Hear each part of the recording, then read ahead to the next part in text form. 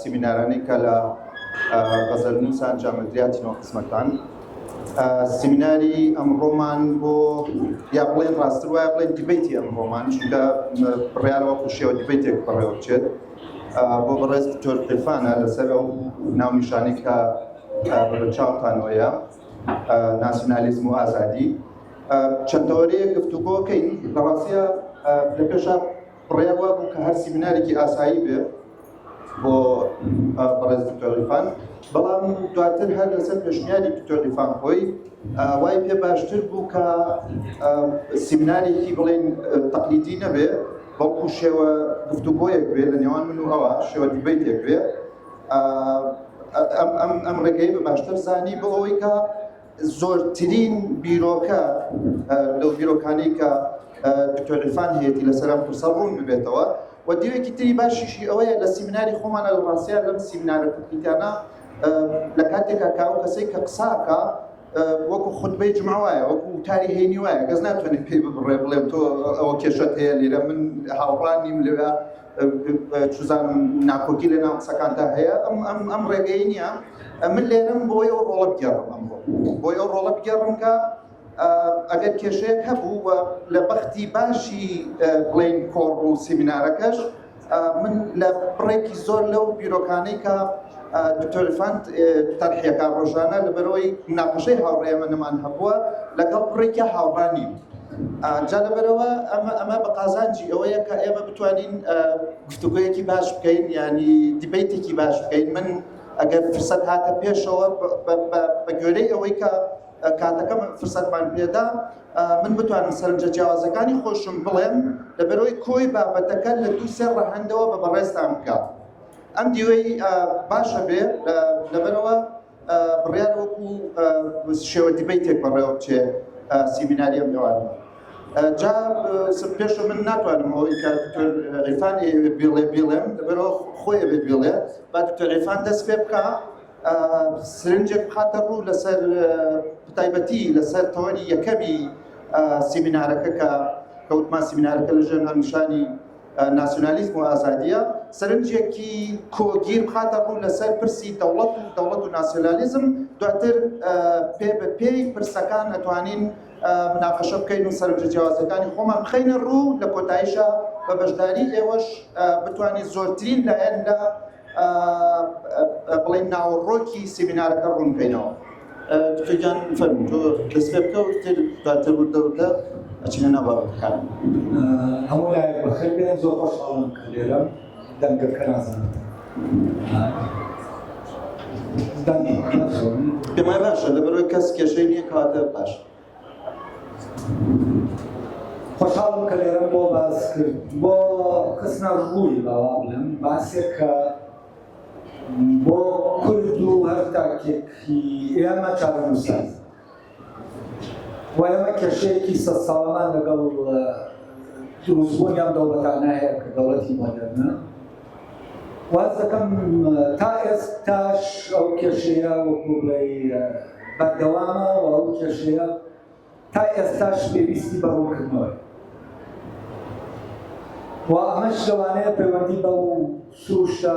تایبەتی کوردەوە هەبێ کە لە بەرکەوتنیان لەگەڵ سیستەمە تازەکەی دەوڵەت کە لە دوای نەمانی ئیمپراتۆریەتەکان دروست بوو تێدەکرێت و ئەمە وای کردووە کە ئێمە فعلەن نەزانین بۆچی دەوڵەتمان بۆ دروست نەکرا دەڵێن بۆ دروست نەکرا چونکە هەموو دەوڵەتەکانی ڕۆژهەڵاتی ناوین دەوڵەتەکانی تر کە دروست بوون خۆیان دروستیان کرد و جیاوازیەکی جەوهەری هەیە و ئەمە وەکو بڵێ ئەم جیاوازیە زەرورە بۆ تێگەیشتنیان دێ مەسەلە ئێمە با هەندوەری بووین ینی گرنگ بێ لەلام ئەویشەوەیە ئەو دەوڵەتەی کە دروست دەبێ دێت دەوڵەتێکی تر دروست دەکات یعنی وەکو وایە خوا مرۆڤی دروست کردووە و ئەم مرۆڤە شتێکی تر دروست دەکات و دۆخی ئێمە لە بەرامبەر دەوڵەتەکانی ڕۆژهەڵاتی ناوین کە ئێمە نیمانە ئەوەیە کە خوایەک دەوڵەتەکانی ئەوروپای دروست کرد کە دواتر لە فۆرمی هێزە کۆڵۆنیالیستەکانە هاتنە ئەم ناوچەیە وام خوایە کە ئەمانەی دروست کرد ئەوانی فێر کرد کە چۆن ئێمە دروستە، یعنی چۆن ئەم دەوڵەتانەی ئێرە دروستە. وەلەوانەیە یەکێک لەو کەسانەی کە زۆر لە مەوزوعە لە مەجاڵی ناسیۆنالیزمە لە پێشەوەیە ئەو بابەتە دەجوڵێنێ دەرکێکی بەم بابەتە کردبوو، بەڵام بەداخەوە یعنی وەکو بڵێ پەرەی پێدەدراویش ئیلیا کەدووری. ئیلیا کەدووری کە خۆی خەڵکی عێراق بووە جوولەکەیە، دواتر دەبێتە لە زانکۆ دەبێتە پرۆفیسۆر لە بواری ئابووریە و دێتە و دەداوە جیا بکاتەوە کە جیاوازیەک لە نێوان ئەم دوو جۆرە لە دەوڵەت بکە و یەکەم جار ئەو لە ڕاستیان ناسیۆنالیزم دەکاتە بابەت. دواتر ئێرنست گێلنەر ئەتروحەکەی گێلنەر لە ڕاستیان لە دژی ئیلیا کەدووری دێتە بێش و گێلنەر کتێبەکەی وەکو جوابێک وایە بۆ کەدووری. ئەوەی ئیلیا کەدووری بەڕاستی فەرامۆشکرا. شتێکی گرنگی تیا بوو کە لێرە من باسی دەکەم ئەوە فرامۆش کراوە، ئەویش بەڕاستی نەیتوانی بە شکڵێکی زۆر وازح و ڕۆن ئەم کێشەیە بخاتە ڕوو، ئەو لە ڕووی لەبەرەوەی لە ڕووی اقتصادیەوە سێنێت. یعنی پاش خۆی جۆری پەرسەندنی سیستەمی دابەشکردنی کار و ئەمانەی کە هەیە کە گۆڕا لە ئەوروپا، ئەو دەویست بڵێ لەبەرەوە بنیادی ژێرەوەی ئەم کۆمەلگایانە جۆرێکی ترە ئەم فەرقە دروست دەبێت. بەس من نامەوە لەوێ باسی دەکەم. من پێم وایە جەوهەری مۆدێرنیزم دروستکردن و ئەمەی کە هاتە ئاراوە بەر لە سەردەمی مۆدێرن وجودی نەبوو. سەبەبەکەی چی بوو؟ چکە لە سەردەمی بەر لە مۆدێرنا ئێمە ئامێرمان هەبوو، شتێکمان نەبوو بە ناوی بگورن ئامرازمان هەبوو، شتێکمان نەبوو بە ناوی ئامێر. بەوەی پەیدابوونی زانستی تازە و پێشکەوتنی زانستی میکانیک جۆرێک لە ئامێر دروست کرا کە لە تەسەوری بۆ نمونە ئەرستۆوان نەبوو ئەم جۆرە لە ئامێر دروست کرێت. ئەویش ئامێرێکە خۆ جوڵێنە، خۆی ئیشەکەی خۆی دەکات. وام فکرەی دروستکردنە کە من هەست دەکەم بۆ یەکەم جار ئەم هێزی دروستکردنە لە ناو ئینسانە ئاوا چالاک بوو لە توانی جۆرێک لە بوونەوەری تر دروستکە لەم سەدەی مۆدێرنا. دوای کۆمەلگای پیشەسازی جێڕرا و هوشیاری عەقڵیە لەگەڵ دیکارتا دروست دەبێت. لێرەوە ئێمە کێشەیەکمان هەیە، ئەو دەوڵەتانەی کە دروست بوون لە بەرەنجامی ئەم گۆڕانە دروست بوون، یعنی لە بەرەنجامی گۆڕانی کۆمەلگا پشتوکاڵیەکان و گۆڕانی ئامرازەکان بۆ ئامێرەکان هاتە. لەبەرەوە من هەست دەکەم تێگەیشتنی ئێمە بۆ ناسیۆنالیزم ئەم بۆ دەوڵەت شتێکە لەگەڵ تێگەیشتنی ئەوروپیەک بۆ ئەم مەوزوعە زۆر جیاوازە. ئێمە ناسیۆنالیزمان بە جۆرێ وەرگرتووە کە ناوەڕۆکەکەیمان لە خۆی بەتاڵ کردووە. بۆ نمونە ئێمە نازانین ناسیۆنالیزم هەر لە ئەساسەوە ڕەبتی بە نەتەوە، یعنی شتێک نییە ئەسڵ ڕەبتی بە نەتەوە هەبێ بۆ مواتایی لە مێشتێمە. جا من دەبێت لە دەوڵەتەکەەوە دەست پێ بکەم بۆ ناسیۆنالیزم وەکو یعنی کلۆکی دەوڵەتی مۆدێرنە و ناسیۆنالیزم ڕەوایەتی دروست دەکا بۆ خاوەندێکی تازە کە داتە ئاراوە بە ناوی دەوڵەت. وەوتمان خاوەندێک ئەم دەوڵەتانەی دروست کرد و ئەم خاوەندە خۆی لە ناو دەوڵەتە ئامادە بوو و دوای ئەوە ناسیۆنالیزم هات ڕەوایەتی بۆ ئەوەی ڕەوایەتیەک بۆ ئەوانی تر دروستکا بۆ ئەوەی دەسەڵاتی ئەو خاوەندە بچێتە ناو کۆمەلگا. ئەمە ئەسڵی حکایەتەکەی. هەر لەم ڕێگاوە من پرسیارێکم بۆ دروستەوە دکتۆر نابڕم من جارە مەترسم، بەڵام پرسیارەکە بۆ من ڕەنگە بۆ ئامادەبوانی شەوە بێم ئەگەر ڕاستە ئەو خوایە یعنی ئەو دەوڵەتانەی ڕۆژئاوا ئەم دەوڵەتانی ڕۆژهەڵاتیان دروست کردەوە بە ئاوا ڕوونی پێینەوە، ئەوە چۆنە کە ئەو خوایە ئەم دەوڵەتانەی لەسەر شێوەی خۆی دروست نەکردووە؟ وانە پرسیارێکی زۆر ڕەوایە. خوا ئەڵێن خوا مرۆڤی لەسەر شێوەی خۆی دروست کردووە، بەڵام چۆنە ئەو خوای ڕۆژاوا یعنی خوای دەوڵەتی ڕۆژاوا ئەم خوایانەی ڕۆژهەڵاتی لەسەر شێوەی خۆی دروست نەکردووە؟ تامە پرسیارێکی ڕەوایە. زۆر وردە و ڕەوایە لەسەر شێوەی خۆی دروستی کرد بەبێ ناوەڕۆکەکەی. جا ئەوەیە کە من دواتر دەمەوێت باسی کەم ناسیۆنالیزم بۆچی بەری هەیە لە ڕۆژئاوا بەری هەبوو، یعنی توانی بەر بگرێ و توانی بگا بە ئامانجەکەی خۆی، ئەی بۆچی لە ڕۆژهەڵات ئەو بەرەی نەبوو؟ بەری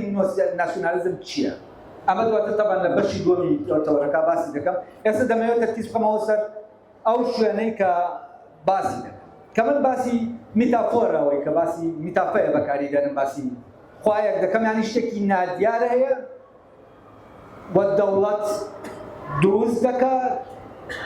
دوایەوە کە دەوڵەت دروست دەکات ئەم دەوڵەتانەی دروستیان دەکات ئەوانیش دەوڵەتی تر دروست دەکات. بۆچی من ناوی بە میتافەیە بەکار؟ طبعا لە ئیلاهیاتە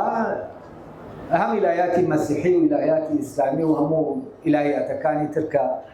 بەلۆجیک ئیش دەکەن، هەر لەوانە لە ناو فیزیاشا ئێمە دایمە دەگەینە شتێک بۆ هەتا تا مالانیایە دەڕوا ناتوانین تەحدیدی بکەین. بۆ نمونە لە ئیلاهیاتە علەت و معلولە، یعنی شتێکەیە لەسەرەوە هۆکارە بۆ ئەوەی خوارەوە و دروستکەری ئەمەی خوارەوەیە، ئەمە دروستکەرە هیچ شتێک لەسەریەوە نییە دروستی بکە. ئەمەی کە دروستکەری یەکەمە دروستکەری نییە خۆی، بەڵام خۆی شتێک دروست دەکات لە خوار خۆیەوە، ئەمەی خوار خۆیەوە دروستکەرە، بەڵام دروستکاویشە بۆ یەکەم، یعنی دروستکاوە بۆ ئەوەی خوار، دروستکاوە بۆی سەروی خۆی، دروستکەرە بۆی خوار خۆی، یعنی لامان کاتامە دروستکەرە و دروستکاویشە. ئەمە طبعاً دەیتە خوارێ هەتا ئاخر دروستکراوە. ئاخر دروستکراوە بە پێچەوانەی یەکەمەوەیە کە تەنها دروستکەرە دروستکاو نییە، دەبێتە دروستکراوێت کە ناتوانێت دروست بکات. طبعا ئێمە کاتێ لە مەبدەئی سەبەبیەت یعنی هۆکاریەتی وردەبینەوە کە فیزیامی لەسەر ئەم مەبدەوە وەستاوە، ئێمە شتێکمان هەیە کە دەبێتە سەبەب بۆ بوونی شتێکی تر، بەڵام ئێمە کە ئاوا سەر دەکەوین لە ناو فیزیا دەخولینەوە، دەگەینە مالانیایە، یعنی هەر سەبەبێک دەدۆزینەوە سەبەبێک لە پێشەوە هەیە، سەبەبێکی تر بۆ ئەمە هەیە، ئاوا دەگەڕین ناگەینێ، یعنی بەرەو مالانیایە دەڕوا، بازەیەک دروست دەبێت لێرەشەوە، ئەمەی کە ئەمە سەبەبی ئەوە، ئەمەش دەبێتەوە بە سەبەب بۆ شتێکی تر. یعنی چی؟ یعنی ئێمە هێڵێکمان نییە کە ئەم سەرۆسەرەکەی داکراوە، بازنەیەکمان هەیە سوورانەوە دروست دەکات. طبعاً کاتێک ئەم سوورانەوەیە دروست دەبێت، ئیتر زانست عەقڵ ناتوانێت هیچ بکات، یعنی لێرە دەوەستێت و جۆرێک لە معنە نامێت لە کاتێکا کە ئەم سوورانەوەیە دروست. لەبەرەوەی بۆەوەی عەقڵ ئیشکە پێویستی بەوەیە ئەم سوورانەوەیە ڕاگرێت، پێویستی بەوەیە ئەوڵێک دانێت و ئاخیرەکە. بەڵام ئەم ئەوڵ و ئەخیرە دایدەنێ لە ڕاستیا دایدەنێ بە ناچاری بۆ ئەوەی شتێک تەحدید بکات. ئەوەنە عەقڵ هەر خۆی وەکو بڵێی بۆ ئەوەی شتەکان تەحدید کات دایدەنێ، ئەوەنە خۆی لە ڕاستیا ئەم دادانە هەڕەمەکیە، یعنی هیچ یاسایەک نییە کە ئەم دانانە کۆنتڕۆڵ بکات. ئێمە بەبێ هیچ شتێک سەبەبی یەکەم دادەنێ، بەبێ هیچ ئەوەی بیر لەوە بکەینەوە، یعنی چونکە سەبەبی یەکەم سەبەبی نییە، ئەی لۆجیکیش داوای سەبەب دەکات، یعنی ئەوەی یەکەم جار هەیە ئەمە هیچ لۆجیکێک نییە، هیچ قانونێک نییە. ئێستا دێمەوە سەر دەوڵەتی مۆدێرن. دەوڵەت یەکەم جار با قانونی سروشتی دروست دەبێت کە قانون نییە لە ڕاستیان. ئەوەی شەرعیەت دەدا دەبێت بۆ نمونە لەناو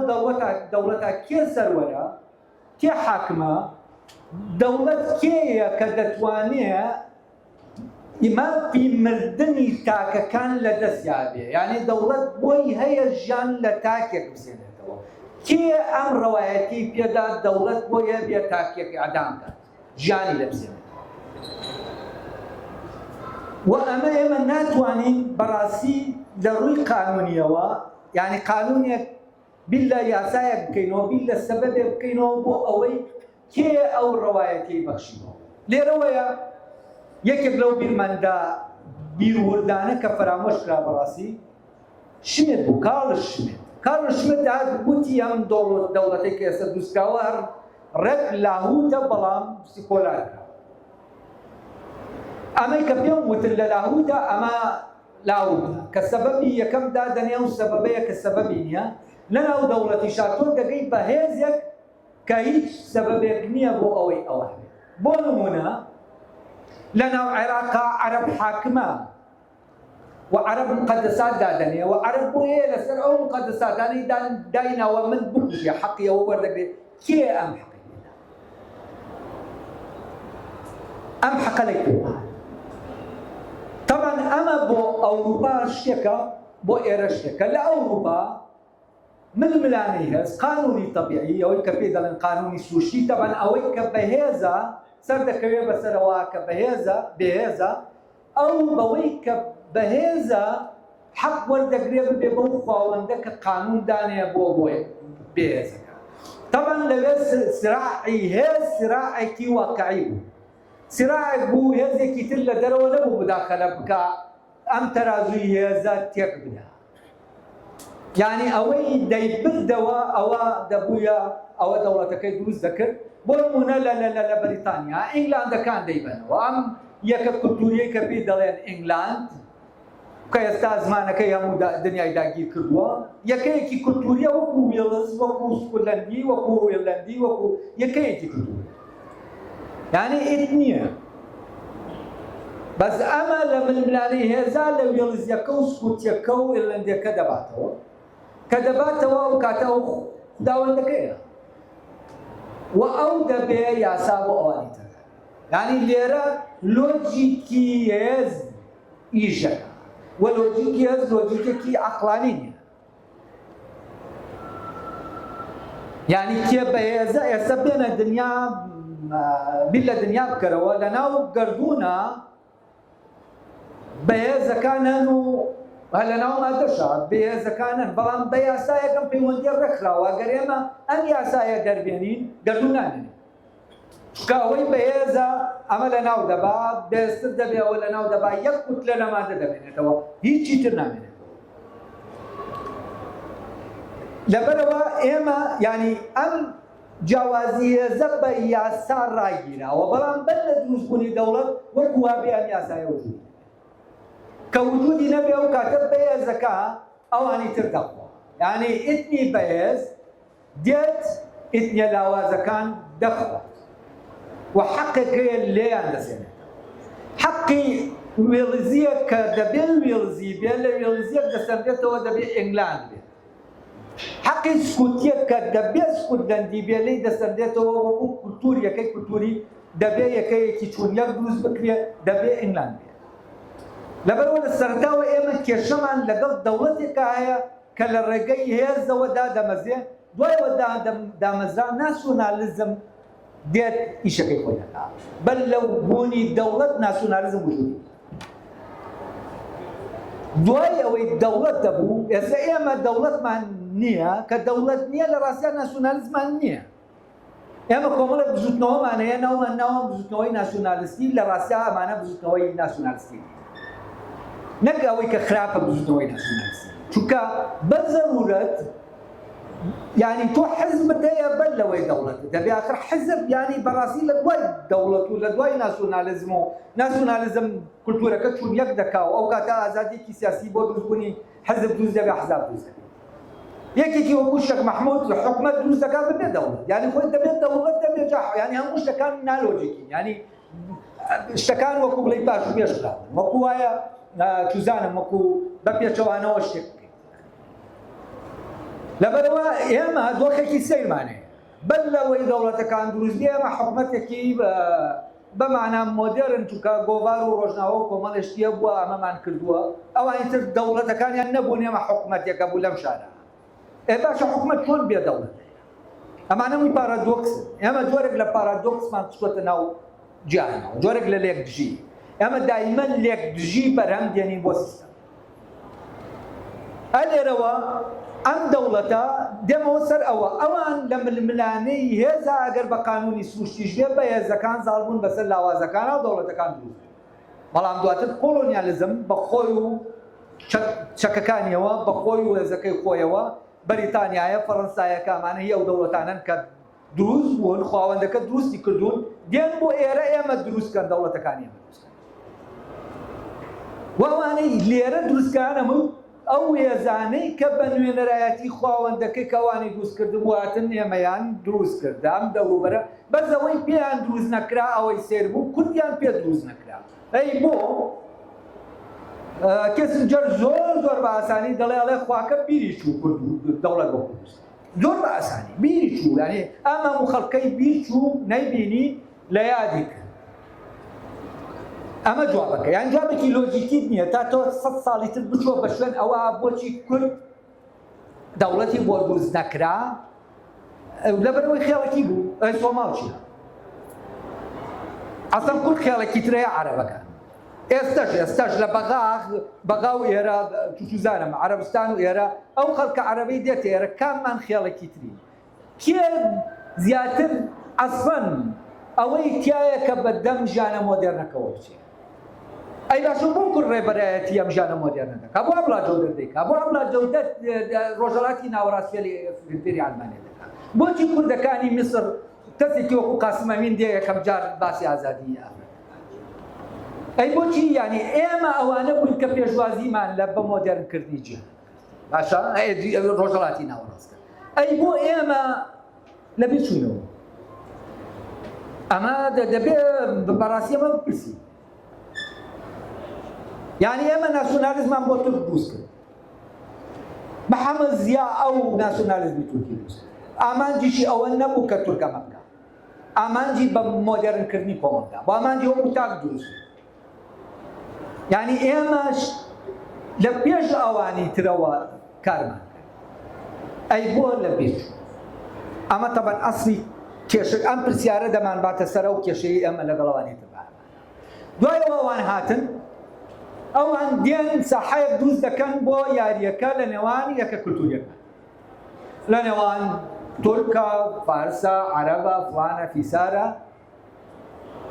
ئەیا بە لۆجیکی ئەسکامیان بەهێز بوو ئەوە دەوڵەت دروست دەکات نەخێر بۆچی چونکە هێزێکی تر هەیە کە ئەو هێزە کۆڵۆنیالیستەیە بەخۆی و چەپۆسمە حەکەیەوە هاتووەتە ئەوێ کێی بەدڵ بوو ملکەج بوو چەکەکە دەخاتە پشت ئەو وەڵێ ئەو بردەوە وە لە ناو عێراقا بۆ نمونە کورد دۆڕاوەکە نەبوو چونکە جەنگەکەی لەگەڵ عەرەبەکان نەبوو لەگەڵ ئینگلیز خودی ئینگلیزا بوو باشە بەڵام عەرەبەکە بردەوە بۆچی چونکە عەرەبەکە قبوڵی ئەو ملکەچەی کرد و قبوڵی ئەوەی کرد کە ئەم دروستکراوەی خاوەندەکە دروستکە وفعلا ئەو عەرەبی دروست تورکی دروست فارسی دروست کرد ئەمانەی دروست کراوەکان بەڵام قابلی دروستکردن بوون ئەوان قابلی دروستکردن بوون چونکە ئەو هێزە کۆڵۆنیالیستیە نەیدەویست بێت ڕێک ئەوەی کە وەکو دەوڵەت دەبێت دروست بە لێرە ئەو دەوڵەتە بەڵام کورد بۆ قابلی دروستکردن دەوڵەتێک لەبەرەوە ئەو بەرگری دەکرد لەوەی کە یەک تەسیم نەدەبوو بۆ هێزەی کە هەیە و ململانەی هێزەکەش بە واقعی نەبوو کە کێ دەباتەوە کێ دەدۆڕێنێ و لە ناو کووردا مەوزوعی قانونی ئەسڵەن کورد مشکلەکەی ئەوەیە بە قانونی سروشتی ناچێبەرێت سەیرترین شتیش ئەوە بوو یەکەم مانیفێستۆی ڕۆشنبیرانی دوای ڕاپەڕین ئەوە بوو کە ئەسڵەن کورد لەسەر ڕتمی سروش دەڕات ئەسڵەن قانونی سروشتی قبوڵ ناکات کێ بەهێزترە ئەوە خواکەی و ئەو جەنگی لەگەڵ خاوەندەکانە کردووە کە بڕوایان بە قانونی هێزە و ئەو ئەمەی قبوڵی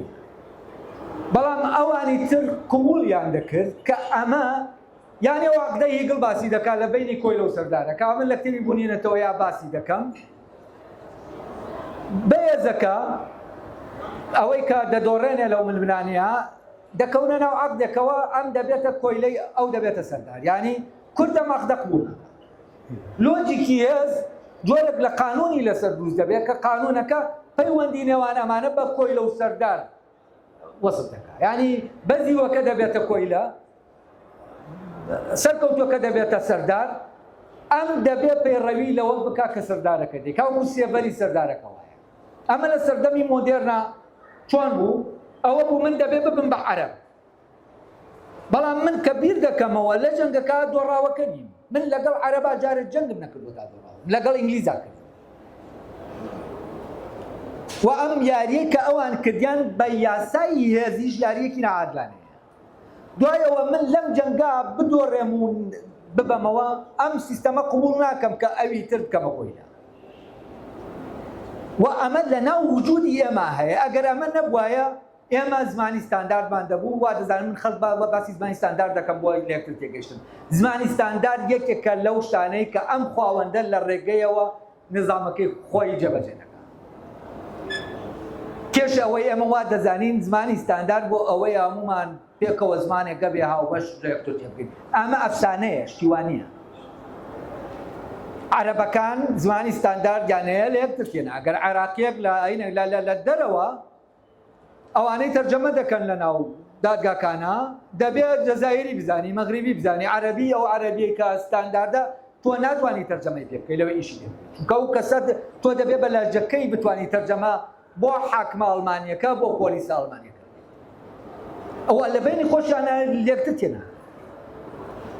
ئەیوا ئەمە لە بینی خۆیان لێکتری تێگا بەڵێ کورد لە بینی خۆیان لێکتر نە باس لەوە دەکەم کە ستانداردەیە بەبێ ئەوەی ئێمە لە یەکتر تێ بگەین ئەوان ستانداردیان هەیە لە یەکتریش تێ ناگەن ئێمە نیمانە ئێمەش لە یەکتر تێ ناگەین لێژەکەمان جیاوازە بەڵام ئەس دەکەم ئەو تێگەیشتنەی ئێمە هەوڵی بۆ دەدەین لەگەڵ یەکا ئەوان هەوڵی بۆ ناگەن یعنی تۆ هەوڵ دەدەی کرمانجیەکە ئێستا من کرمانجیەکە تێ دەکەم تۆش تێ دەکەیت باشە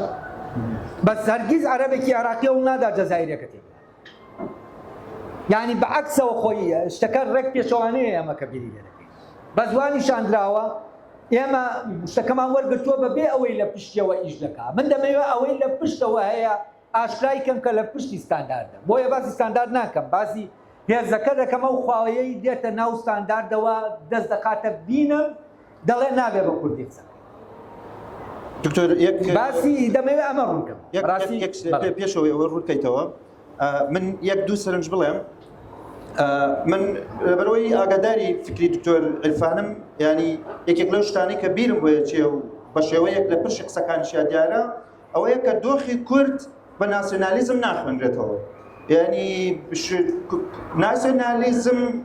وەکو بڵێ جلێکی تەسکە بەبەری کورد کراوە بەبەری کووردا هەڵی ناگرێت نایخوێنێتەوە لە ئاستیان نییە نامەوێت زۆر درێژی بکەمەوە بەڵام ئەمەوێت جەمبەندی بکەم و بتێنمەوە بۆ شوێنەکەی خۆمان بیرمان نەچێکە ئێمە باسی ناسیۆنالیزم و ئازادیەکەین یعنی تەوانەوە دەچینە تەوەرەی دووەم جارێ ناسیۆنالیزم و سەرکوتکردنەکە با باسکەین دێمە سەر ئەو تەوەرەی لە تەوەری دووەمە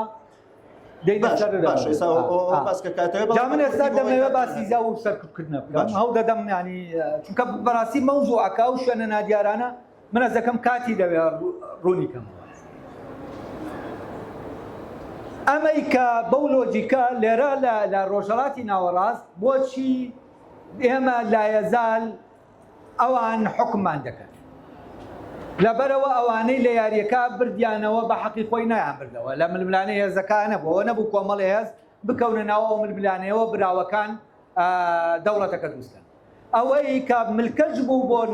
کۆلۆنیالیزم ئەو کۆلۆنیالیزم دەوڵەتی بۆ دروست دەکرد و ناسیۆنالیزمەکەی پشتگیری لە ناسیۆنالیزمەکەی بەڵام ناسیۆنالیزم بۆ ئەوان چی کرد تەمان لە دوایەوەی دەوڵەت دەبوو اینجا ناسیۆنالیزم دێ لە ڕێگەی چیەوە ناسیۆنالیزم دەسەڵاتی ئەو خاوەندەی کە هیچ شەرعیەتێکی قانونی نییە دابەرتەنها ئەوەی کە هێزی هەیە دەیسەپێنێ بەسەر ئەوانی ترا چۆن کاتی ئەمە دێنە ناو دەوڵەتەوە هەست بەوە هێزە ناکەین هەست بەوە ناکەین کە ئێمە دۆڕاوەکەی لە بەرامبەر ئەو هێزا و ئەو شتەکەمان لەسەر دەسەپێنێ ئێستا بۆ نمونە یەکەیەکی کولتوری وەک وێڵزی یا سکۆتلەندی یا بریتونی لە بۆ نمونە لە فەڕەنسا یا هەر یەکەی کولتوری تر کە تەسلیم بووە بە کولتوریان تەسلیم بووە هەست بەوە ناکا کە ئەو دەسەڵاتدارە ئەو بەهێزەی کە لێی بردوێتەوە لایەزال لێی دەباتەوە لایەزال ئەو لە ناو دۆڕانەکە یعنی وێڵزیە کاتی ئەوەی لەسەر دەسەپێندێ بە زمانەکەی خۆی نەخوێندێت بە ئینگلیزی بخوێنێەوە ئەدەبیاتی ئینگلیزی بخوێنێتەوە و کولتوری ئینگلیزی وەرگێ وازەوەی خۆی بێنێ هەستی پێ ناکات کە شتێکی ئاوا هەیە ئەما وەکو بڵێ شتێکی نۆرماڵ نییە. بۆ ئەوەی ئەم زاڵ و بەزیوە لە ناو دەوڵەتی مۆدێرنا بشارێتەوە ئەویش چێ بوو تاکی یەکسان لە ناو دەوڵەتە. طبعا ئەوروپا بۆ بەرەو ئەمە ڕۆشت تاکی یەکسان بەمەستی بە مەفهومی لیبراڵ. بەڵێ چۆن تاکێکی طبعا تاکێکی وێڵزی، تاکێکی سکۆلەندی، تاکێکی ئێرلەندی لە ناو بەریتانیا تاکێکی یەکسانە بە تاکێکی ئینگلاندی لە ڕووی مافە مەدەنیەکان و ئەوەی کە ڕەبتی بە مۆڕالیەوە وەکو هاوڵاتی، بەڵام وەکو کولتور نایە یەکسان، وەکو کولتورم قەدەغەی لەسەر کراوە کە خۆی بێ خۆبوونەکەی قەدەغە کراوە لە بەرامبەرەوەی تاکە یەکسانی تۆ لە ماف و شتەکانی خۆتا لەگەڵەویترا وە فعلەن تاکێکی سکۆتلەندی لەگەڵ تاکێکی ئینگلاندی لە 100% یەکسانە لە مافە مەدەنی لە مافە مەدەنی و ئەوەی جوانە لە ناو ناسیۆنالیزمە ئەم خاڵەیە و ئەوەی کە دواتر دێمە سەری ئازادی ناسیۆنالیزم لە شوێنەکە ئازادی دروست دەکات لە شوێنەکە ئازادی دەسێنێتەوە و ئێمە مشکلەکەمانەوەیە لەو شوێنەی کە ئازادی دەسێنێتەوە پێسترین بەرگریمان هەیە وەکو یەکە کولتوریەکان، یعنی وەکو یەکە کولتوریەکانی ناوکورد چونکە لای من نەتەوە بەڕاستی یەکبوونێکی ئازادانەی یەکە کولتوریەکانە بەبێ ئەوەی کولتورەکەی خۆیان لەدەست بن و یەکە کولتوریەکان کامانن زازاکیە کە دێ بەرگری لە زمانەکەی دەکات لە بەرامبەر تورکیا لە ڕێک لەو خاڵا بەرگری دەکات بەرگری لە یەکە کولتوریەکەی خۆی دەکات، کرمانجێک بەرگری لە یەکە کولتوریەکەی خۆی دەکات، سۆرانیەک بەرگری لە یەکە کولتوریەکەی خۆی دەکات و ئەم یەکە کولتوریانە ڕێک لەو خاڵا کە ئازادییان لێ دەسەندرێتەوە جەنگی ئازادی دەکات و من پێم وایە جۆرج و ئاگامبین لەو شوێنە لەم دوای یاونامەیە بۆ مەبەستی ئەم ئازادیەیە کە دەڵێ ئێمەی ئەوروپی بیرمان چۆتەوە کاتێکە لە نامەکەیە بۆ ئەوجەلان دەڵێ تۆ نمادی ئازادی بەڵێ تۆ زیندان نیت تۆ ئازادیت تۆ نەگەر ئازادیت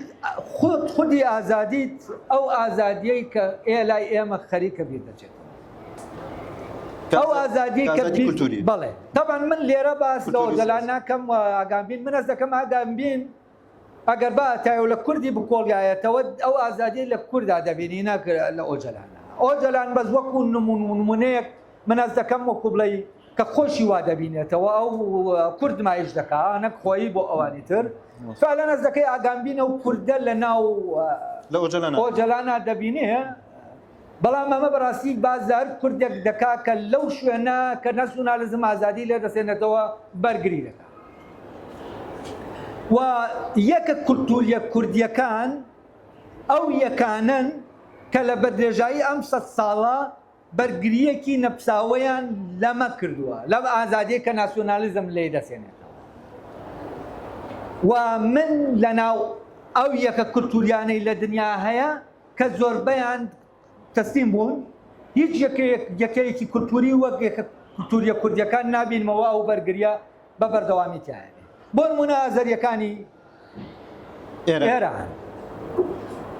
یعنی ئازەریەکانی ئێران بەرگری ناکەن لەو شوێنەی کە ناسیۆنالیزمی ئێرانی یا فارسی لێیان دەسێنێتەوە تورکمانەکان بەرگری ناکەن لەوە ئەوەی کە بەرگری دەکات لەوێ کوێیە کووردە لە تورکیا چەرکەسەکە ئەو بەرگریە ناکە بەرگریە ناکە عەرەبەکە بەرگریەکە ناکە عەرەبەکە قبولی کردووە وەکو ناسیۆن تورک بێت بەس کوردەکە لەویا لە بەرامبەر ناسیۆنالیزمە چی دەکات بەرگریە بەردەوامەکەی دەکات دەتکوژن دەتبڕن هەموو ئەمە دەکەن زمانەکە لێ قەدەغە دەکەن تۆ بەرگری دەکەیت بۆچی چونکە تۆ هەست دەکەی شتێکت لێ دەسێنن کە خۆتی لە بەرامبەر چیا لە بەرامبەر تاکی یەکسانە و تاکە یەکسانەی کە باسم کرد وێڵزیەک و سکۆتلەندێک لەگەڵ ئینگلاندێکە فعلەن یەکسانە بەڵام بە مەرجی ئەوەی کە تۆ بمی بە ئینگلاند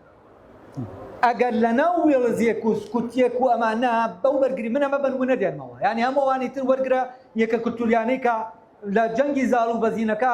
بوون بە بەزی و بۆ ئەوی تر و لە ڕووی کولتوریەوە هەموویان وایە ئەمە تەناوەکو نمونەیەک دێنەوە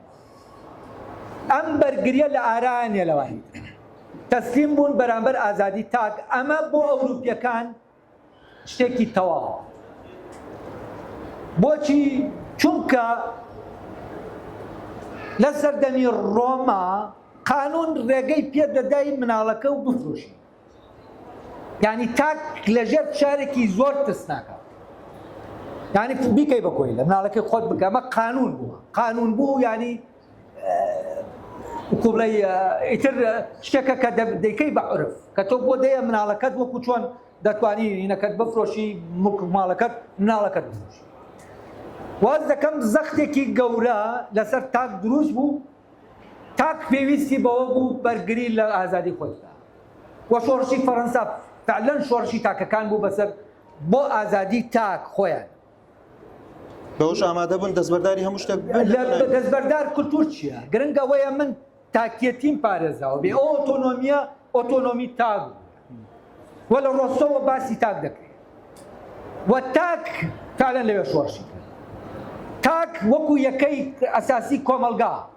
پێشتر خێزان بنە ماڵە فلان، ئێستا لای ئێمە یەکەی ئەساسی کۆمەلگا تاک نییە وە لە ڕۆژەڵاتی ناوەڕاستە لە ناو ئەو دەوڵەتانی کە کۆلۆنیالیزم دروستی کردن وجود تاک وجودی نییە.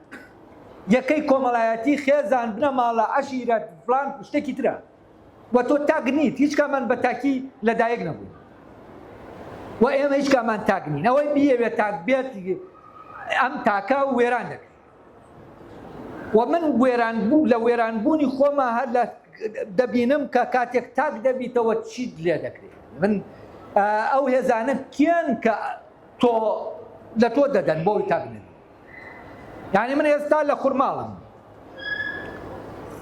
و ئەو هێزە دەبینم کە نایەڵێ من بەم تاکێتیەی خۆمەوە بسرەوەم کە ینی لە هیچ بڵێن چوزانم هیچ شتێکی کۆمەڵایەتیوانم نشکاندووە، بەڵام من مشکلەیە کە تاکم، مشکلەیەش لەناو عایلانی تاکم، ئەمە کوفرە باشە. لەبەرەوە تاک لای ئێمە فعلەن نییە، ئەمە نوقسانیەکەی ئێمەیە، ئەمە لە شوێنەکان ناسیۆنالیزم کە ئەم تاکە دروست دەکا و لێرەوە ئازادی بۆ تاک وەگەم چوونەوە ئازادی بۆ تاک فەرام دێنێ، بەڵام لە بەرامبەر چیا؟ لە بەرامبەر سندنەوەی وجودە کولتوریەکەتە. ئەی جەنگەکەی کێیەکە کولتوریەکانە و جەنگی هێزەکە کە سەردار و کۆیلەکەی تایە لە ناو کولتورایە، سەرداری و کۆیلایەتی لە ناو کولتورا دروست دەبێت. من دەمەوێت لێرە دوو شت جاکەمەوە. ئەوروپیەکان تێکەڵیان کردن و ئەمە تا لای هەزار تێکەڵە. مۆراڵ عادات و تەقالید شتێکە، کولتور شتێکی ترە. بۆ خۆی ئەوەی کە ئەوان دەبوایە چوونیەکی کەن مۆراڵ بوو. مۆراڵ یانی چی؟ یانی عادات و تەقالید ئەوەڵس و کەوتەی من لەگەڵ دەور و بەرەکەمانێکە. چۆن من تۆ وەکو تاکێک ببینم، چۆن براکەت شتێکی کردووە من لەسەر تۆ حساب نەکەم، چۆن وەک تاک بتبینم. ئێمە کەسمان وەکو تاک نابینین. واگەرێمە وەکو تاک یەکتر ببینین، بۆ نمونەوەی کە خەڵکێک تۆ هەین دەکا تادید دەکا بەوەی کە دەچکێنە لە ناو کۆمەلگا و شتانە وجودی نامێنێت، چونکە تۆ نیت دەشکێ، تۆ یەک دنیا خەڵکی تر لەگەڵ تۆ دەشکێ، عایلەکە دەشکێ، بنەماڵەکە دەشکێ، بەس کە خۆت بوویت ئەم شتانە ڕوو نادا، معنای نییە. یعنی چی؟ یعنی فعلەن ئەوەی کە ئەمە دەکا هێزێک دەدات و هێزە دەبینی کە فعلەن تۆ یەکە کۆمەڵایەتەکە نی، یەکە کۆمەڵایەتەکە گەورەتر تۆ لەوێ بەرگری لێ دەکەی بەبێەوەی خۆت دەستی پێ بکەیت. و لێرەوە ئەوان فعلەن شۆڕشیان بۆ تاک کرد و تاک لەوێ ئازاد بوو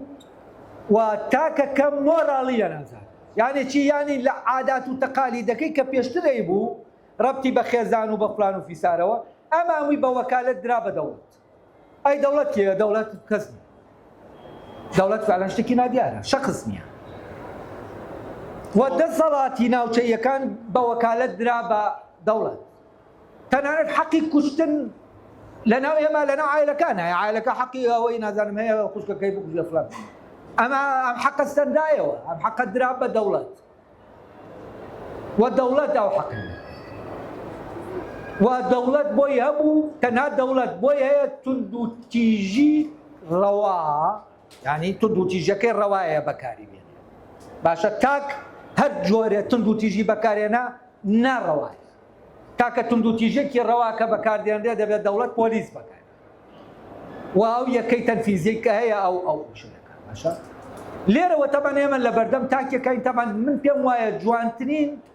بەرهەم کە ئەوروپا بەرهەمیێنا جوانترین گۆڕان کە لە ناو مێژووا کردی ئەوە بتوانی یەکە کۆمەڵایەتیەکە لە یەکەکانەوە کە تاگنین بیکا بە تاگەکە کۆمەڵایەتی بکا بە تاگ بەڵام ئەمە کێ بوو بە قوربانیەکە لەویا یەکە کولتوریەکان کە ڕەبتیان بە مۆراڵەوە نییە من بە کوردی قسە دەکەم علاقەی بە تاکێتی بنەوە نییە من دەتوانم تاک بم و بە هەورامی گۆرانی بڵێم دەتوانم تاکیش نەبم بە هەورامی گۆرانی بڵێم دەتوانم تاک بم و بە هەورامی قسە بکەم دەتوانم تاکیش نەبوو بە هەورامی قسە دەتوانم من ڕێز لە تاکێتی تۆ بگرم و بەڵام بە هەورامی قسە بکەین یا بە سۆرانی یا بە هەر ئینەکی تر لەبەرەوە ئەمە لای من کولتور ینی زمانەکەم ینی ئەدەبیاتەکەم ینی ئەو شتانەی من کە بەڕاستی علاقەی بە عادات و تەقالیدە بێ معناکەی منەوە نییە بەڵام دوکتۆر یەک پرسیار لێرە باشە ڕابگرم هەر یەکێک لێم ئێستا بۆ نمونە لەسەر گاردەیەکی وەکو ژن کوشتن لەسەر پشتی شەرەف ئەڵێنەمە پرسێکی کللتوریە ئەڵێنەمە تۆ کولتوری کوردی ئەمە ئێستا بەرگری لە کولتوری کوردیەکەی وا دیارە من بەرگری فعلەن ئەگەر وابێ کولتوری کوردیەکەی بەڵام لە ڕاستی بڵێ لەسەر کوشتن لەسەر شەرەف داگیرکردنی تایبەتمەندی شەخسیەکان کەپتکردنی تاک وەرگرتنەوەی ئازادیە مەدەنیەکان ئەڵێن هەموو ئەمانە هی کولتوری کوردیە ئایا وایە ینی هی کولتوری کوردیە ئەگەر کولتوری کوردیە تۆ پرسیارە دەکەم جارێ بزانم کە خۆم دەوانێت تسناکترین قوربانی ئەو مۆراڵە بمکە هەیە باشە کاتە تۆ ئەمە ناوانی ینی تۆ بڵێ من ئەمە مۆراڵە ئایا من بەرگری لەمە دەکەم ئێستا وەڵامی پرسیارەکەی دەرە دکتۆر ژن کوژی لەکوێوە هاتووە ناو کولتوری کوردیەوە ینی ئەمە لەکوێوە هاتووە ئیناو کولتورەکە خۆی لەکوێوە هاتووە لا شوێنەکەەوە هاتووە ئەمە مۆزوعەکەی من نییە ینی پرسی مۆزوعەکەی من مۆزوعی تاریخی نییە مۆزوعەکەی من ئەوەیە مۆراڵ جاکەمەوە لە کولتور ژن کوشتن لەوێەوە نهاتووە کە من بە کوردی زمانەکەم کوردیە ژن کوشتن لەوێەوە نهاتووە کە لە ناو گۆرانی کوردیا پڕ لە عشق و خۆشەویستی لە گۆرانیەکان فێری ژن کوشتنیان نەکردو کاتە لە کولتوری کوردیەوە گۆرانەکانی مەزەری خاڵقی من فێری ژن کوشتنی نەکردو بەیتەکان فێری ژن کوشتی نەکردین بچن بەیتە کوردیەکان بخوێنەوە چۆ بچن ئەوەی کە ئەمە فێری کوشتنینە نالی فێری ژن کوشتنی نەکردین بۆچی چونکە ئەمە ئەدەبیاتە ئەمە کولتورە ئەوی تر مۆراڵە مۆراڵ هەر مۆراڵی قەدەغەی خۆیەیە لە ئەوروپاش مۆراڵەکە قەدەغەی خۆیەیە بیبڕی تۆ سزا دەدرێ ئەمە ینی شتێک نییە وەکو بڵێ مۆراڵ سیستەمێکە ئیش دەکات تاکەکان تعریف دەکاتەوە حدودیان بۆ دادەنێ لە ئەوروپا تاک حدودی وەکو چۆن لێرە حدودی من مەبەستم یەک شتە ئەوەیە کە لەوێ تاک حدودی بەڵام تاکە بەس لە لای ئێمە تاکەکە حدودی نییە ینی یەکە کولتوریەکە یەکەکە حدودی یەکە مۆراڵیەکە ینی تۆ یەکە مۆراڵەکە یەکە ڕاستەقینەکەیە لەبەرەوە تۆرچی دەکەی دەبێ حساب بکەی بۆ براکەت خوشکەکەت ئەژدادت باشە هەمووی حساب بکەی جا هەڵسو کەوتێ بکەی نەوەک ئەوان تۆمەتبار بکرێن ینی من گەنجەکانم دەبینی دەیاون لەبەر عایلەکەم بۆ نمونە من ناتوانم عینەکی ڕەش دەرچاو بکەم لە خورماڵە عینەکی ڕەشیێت و گەنجێک لە ئەمە مۆزوع من نییە کە چییە چی نییە بەڵام ئەم گەنجە کە ئەمە لە چاو دەکا خێزانەکەی عقوبە دەدرێت لە ڕووی سایکۆلۆژیەوە بە باوکی دەڵێن دێت دەڵێ بە باکۆ دەڵێن واویش دێتەوە زەختەکە خاتە سەر من باسی ئەم دەسەڵاتە دەکەم کە لە کوێ ئیش دەکا لێرەوە تاک ببوورێت باش ناسیۆنالیزم ئازادی بۆ تاک دروست دەکا کە من لەگەڵیان ئەم دیوەی باش بەڵام من دژی تاسێر ئێسقان دژی ئەوەم کە ئازادیەکەی ترم لێ دەسێنێتەوە کە کورد بم کە بە کوردی قسە بکەم ئازادە کولتوریەکەم لێ دەسێنێتەوە ئەوم لێ دەسێنێتەوە من شار بە کوردی بنووسم من بەرەمە کولتوریەکانم کوردی بن من دەبێت بە عەرەبی بنووسم بەرەمەکەشم وەکو سەلیم بەرەکات عەرەبەیی خۆی دەزانێت بۆ دەبێت سەلیم بەرەکات عەرەب بێت هەر لەبەرەوەی بە عەرەبی نووسی بۆ دەبێت قاسم ئەمین عەرەب بێت خۆمان ئێمەوانەی بە عەرەب نووسیویان ئێمە لەسەر خۆمان حسابی ناکەین تۆ یەک دنیا ینی چەند فەیلسوفێکی گرنگت هەیە چەند فەیلسوفێکی گرنگت هەیە وەکو سۆرەوەردی شارە زووری باشە سراجەدینی ورمێی سەیفەدینی ئامەدی ئێمە لەبەرەوەی بە عەرەبی نووسیوانە ئەمە بە عەقڵی خۆمان نازانین بەس فارس تەبەن وا ناکە فارس سەدرا بە عەرەبی نووسیوەتی باشە میرداماد بە عەرەبی نووسیوەتی سوورەوەردیش دەکا بەی خۆی بە عەرەبیش نووسیوە. لێرەوە ئەمە خەتەرە. من بۆچی وێڵزیەک ئەدەبیاتەکەی خۆی بە ئینگلیزی بنووسە بێ بە ئەدەبیاتی ئینگلیزی؟ بۆچی گیان بینەکەی من دەبێت تەنها لە ڕێگەی زمانەکەتەوە؟ بۆچی برایم تاقلی سازدەرچی گۆرانی کوردیەیە دەیبا دەیکا بە تورکی و دەکاتەوە ئێمە وەری دەگرینەوە کۆوەی ئەوی تر بێت. ئەمە بۆچی وابێت؟ بۆ دەبێ ئەم زۆڵمە کولتوریە بکرێت؟ من تا سەر ئێسقان جەنگیان کولتورە دەکەم و یەکێک لە جیاوازی بینی من و ڕۆشن بیرەکانی دوای ڕاپەرین ئەوە بۆ ئەوان ئەم جەنگە کولتوریە گرنگ نەبوو لەلایەن تەنها هاوڵاتی بەلایەن گرنگ بوو، تەنها وڵاتی تاک بەلایەنەوە گرنگ بوو و ئەوان ئیشیان دەکرد لەسەر تاک و ئیشەکەیان باشە و من پێم وایە دەبێت خەباتیش بۆ تاک بکرێ لامان کاتیشان بەرگریە لە بەرامبەر کولتورا بەردەوام. بەس دکتۆر با دوا پرسیارمان بکەین، دوا پرسیار و یعنی ببورن یەکێکیان چاکسازی مۆراڵی ئەوەی تاکەکەوان دەکەن ئەوەی کە ڕەبتی بەکاری منەوەیە مەوزوع کولتورە. ئەمە ڕوونە ئەمێنێتەوە سەرەوەی ئێمە ئێستا ناسیۆنالیزم کە پرسەکەمانە، ناسیۆنالیزم و ئازادی، ناسیۆنالیزم لەکوێ ئازادی بە ئێمە بەخشێ، لەکوێ لێمان زەوتەکە. ئەمە پرسیارە بنەڕەتەکەیە بۆ ئێمە. پرسیارێکی تریش ئەگەر فریای کەوتین ئەوەیە کەسێکی سەرلەوە لە ناو ئێمە بڵێ باشە ناسیۆنالیزمی ئەوی تر، ناسیۆنالیزمی سەردەست عەرەب تورک ئەمانە کە ناسیۆنالیزمی خۆیان بەسەر ئێمە ئاسەپێنن و مافی کولتوری و خۆبەڕێوەبەری سیاسی و کولتوری لە ئێمە وەرەگرنەوە، ئەم ناسیۆنالیزمە ئەکرێ بە ناسیۆنالیزم وەڵام بدرێتەوە، یعنی بە ناسیۆنالیزمی کوردی وەڵام بدرێتەوە. ئەمە پرسێکی بنەڕەتیەکەواتە یەکەم پرسیار با لە بیرە نەچێت. پرسیارەکەەوەی ئێمە باسی ئازادی و ناسیۆنالیزمەکەی. ناسیۆنالیزم لەکوێ ئازادی بە ئێمە بەخشێ وەکو کورد، وەکو یەکەیەکی کەلتوری بە تابیری خۆتان لەکوێ لێمان وەرەگرێتەوە؟ خۆی ناسیۆنالیزم ناسیۆنالیزم لە ئەوروپا ئازادی کولتوری تاکەکانی ئەوێ گرنگ نەبوو لەلایەن ئازادی تاک مۆراڵی گرنگ بوو لەلایەن لەبەرەوە ئەوان قبولی ئەوەیان کردبەوەی تاک ئازاد بێ. بەس نەتبەتەکەی ئێمە چییە؟ ناسیۆنالیزم توانی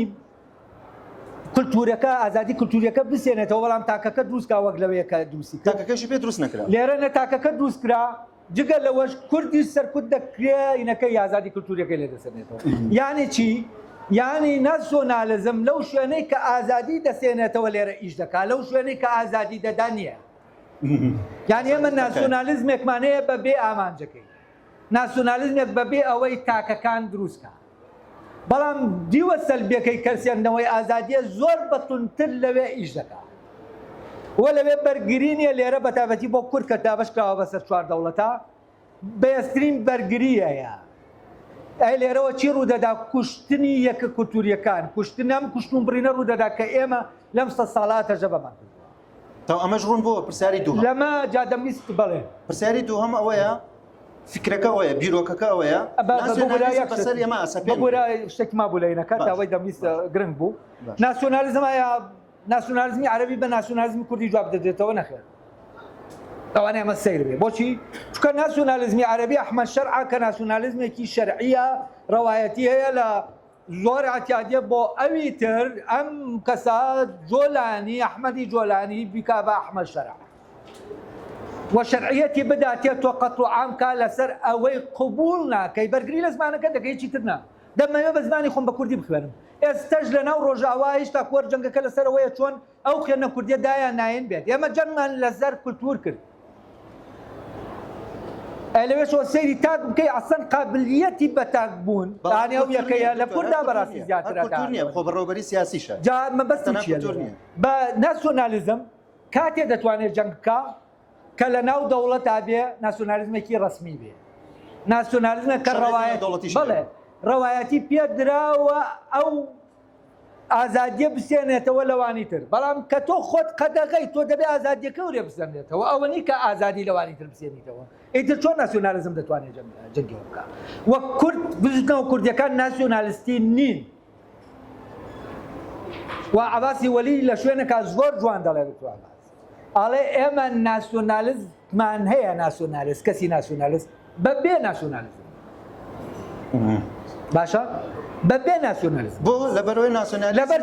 لەبەر ئەوەی کورد لە ناو خۆیە بۆ نمونە ناسیۆنالیزم چیم لێ داوا دەکات. ئەو لێ داوا دەکا یەکە کولتوریەکانی ناو کورد لە ڕێگەی هێزەوە دەکەونە جەنگ سۆرانیەکە یا هەورامێکە کرمانجەکە لۆڕیەکە کامیان هەورامێکە دەباتەوە بۆ نمونە دابنێ هەورامەکان دەبنە جاشی بەریتانیا کە بوون بە جاشی بەریتانیا هێزی خۆی دەخاتە پشتیان هەورامی سەردەخا دەیکاتە هینەکە بەهێزەکە کە بردوێتەوە هەورامی دەبێ بێ سۆرانی قەدەغەکە کرمانجی قەدەغەکە وایتر قەدەغەکە هەر هەورامەکە بکە بیسەپێنێ کولتورەکەی خۆی کە یەکەیەکی کولتوریە بستەپێنێ بەسەروانی ترە ئەمە لە ناو کووردا قبوڵ نییە بۆچی چونکە تۆ کە دەگەڕێتەوە بۆ مێژوو سێر دەکەی کاکە لە ناو ئەم یەکە کولتوریانە یعنی ئەو بەیەکردنە کولتوریە ئەسەن وجودی نییە کە لە لایەوانی تر هەیە بۆ نمونە چوار ئەدەبیاتی باڵات هەیە ئەمە فارس نیەتی عەرەب نیەتی ئینگلیز نیەتی فەڕەنسیەکە نیەتی چوار ئەدەبیاتی باڵا یانی چی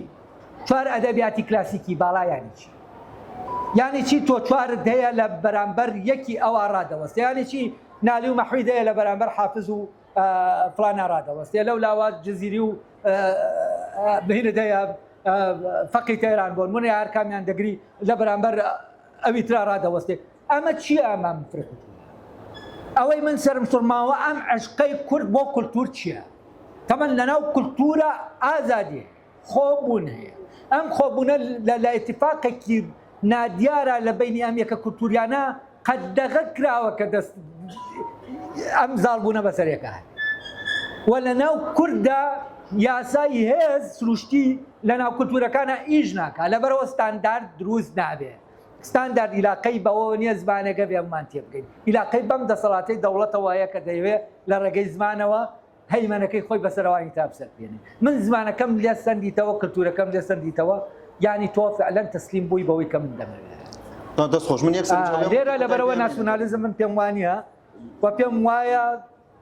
بزوتەوە کوردیەکان لە بەرگی ناسیۆنالیزمە ینی بۆ ئەوەی شەرعیەتێکیان هەبێت لە هەرچەند ناسیۆنالیزمێکی نادەوڵەتیە بەڵام جۆرێ لە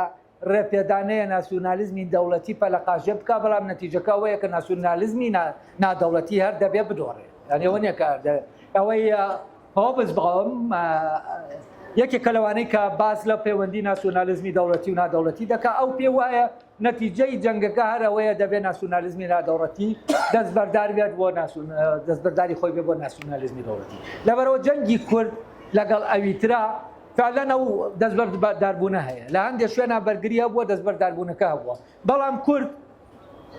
دوو سەدەی تریشی بەردەمەوە بێ دەستبەردار نابێت چونکە شتەکە لە ناو خۆیە بڕیارێکە کە بڕیاری دەستبەردار نەبوون هەیە یعنی ئەو نایەوێ خۆی نەبێت لە بینی خۆیان قبولی ناکە لە بینی خۆیان عەقدێک وەکو پەیمانێکی ڕۆحی وەکو پەیمانێکی نادیار هەیە کە شارە زوریەکە هێشتوویەتی من بە هەورامی وەک خۆم بمێنەوە من بۆ نمونە سیستەمی خێڵ لە ناو هەورامیان نییە ئەو ناتوە سیستەمەکە لەسەر من فەرزکە منیش ناتوم سیستەمەکەی خۆم لەسەرەوە فەرزکەم یعنی بنەماڵەیە خێزانە لە ناو هەورامی عەشیرەت نییە ئینتیما بۆ عەشیرەت نییە هەر خێزانەکەتە بەڵام خێزانەکە بەقەدەر عەشیرەت زەختە دەخاتە سەر ینی لە ناو هەورامیە فعلەن زەختی خێزان بەقەدەر زەختی عەشیرەتێکە لە ناو شارە زوورە یعنی زەختێکی زۆرە دکتۆر وەکو خستمە سەرێک بۆ قسەکانی تۆی تو کۆتایی پێهێنین ئەگەر پێت باش بێ سەرنجەکەی منەوەیە وابزانم سەرنج بۆ خستنە سەری بۆەوەی وێنەکە زیاتر ڕوون بێتەوە ئێمە سێ کەسمان هەیە سێ توێژەرمان هەیە لە کووردا بەڕای من ئەمەیان ئەوەنە کە دکتۆر عیرفان ئەمە سەرنجی منە لەسەر دکتۆر عیرفان یعنی دکتۆر عیرفان چۆن بەرگری لە خۆیەکە مەسەلەیەکی ترە بەڵام بەڕای من سێ توێژەرمان هەیە لە کووردا سێ کەس کە لە سێ ڕوانگەی جیاوازەوە دەستیان پێ کردووە بە نەتیجەیەکی نزیک لە یەک گەیشتوون ئەوانیش تەمەنەگەر ینی بەڕێزۆ جەلان وەکو لێرە وەکو بیریارێک یا وەکو توێژەرێک سێبکەی نەک وەکو ڕێبەرێک یا وەکو ڕێبەرێکی کورد و ئەوانە تەناو من ئەو دیوەم بەلاوە گرنگە کە وەک توێژەرێک وەکو کەسێکە لە کوردی ڕوانیوە لە سێ کەسن لە سێ شوێنی جیاوازەوە دەست پێکەن بە نەتیجەیەکی نزیک لە یەکە گەنەوانش بەڕێزۆ جەلان زەکەریا قادری لەگەڵ دکتۆر عیرفانە ئەوانەی کە من ئاگادار بمەکی کەسانی تریشان ئێوەیان ناسن توێژەری زۆر دیارن و ڕەنگە بە هەمان نەتیجە گەیشت بن لە هەرکەوە دەست پێکەن ئەمە من ناچمەوە سەریان بەڵام هەمویان بە یەک نەتیجەگەن بە نەتیجەیەکەگەن کە ناسیۆنالیزم بە بەری کورد ناخوا بەو مەفهومەی کە دکتۆر عیرفان باسی کرد ئێستا ناسیۆنالیزم کێشەی هەیە کورد بزوتنەوە کوردیەکان بوونی کورد کار لەسەر پاراستنی جیاوازیەکەن لە کاتێکا ناسیۆنالیزم کار لەسەر سەپاندنی وەکیەکیەکە یعنی سەپاندنی یەک جۆری و یەک ڕەنگی و ستاندارد و زمانی ستاندارد کەلتوری ستاندارد وەکو دکتۆر عیرفان باسی کرد بە نەریتی سیاسی سترانگ کەواتە ئەم سێ کەسە هەر سێکیان لە هەرتەوە دەست پێکەن وەکو وتمان لە هەر باگراوندێکەوە لە هەر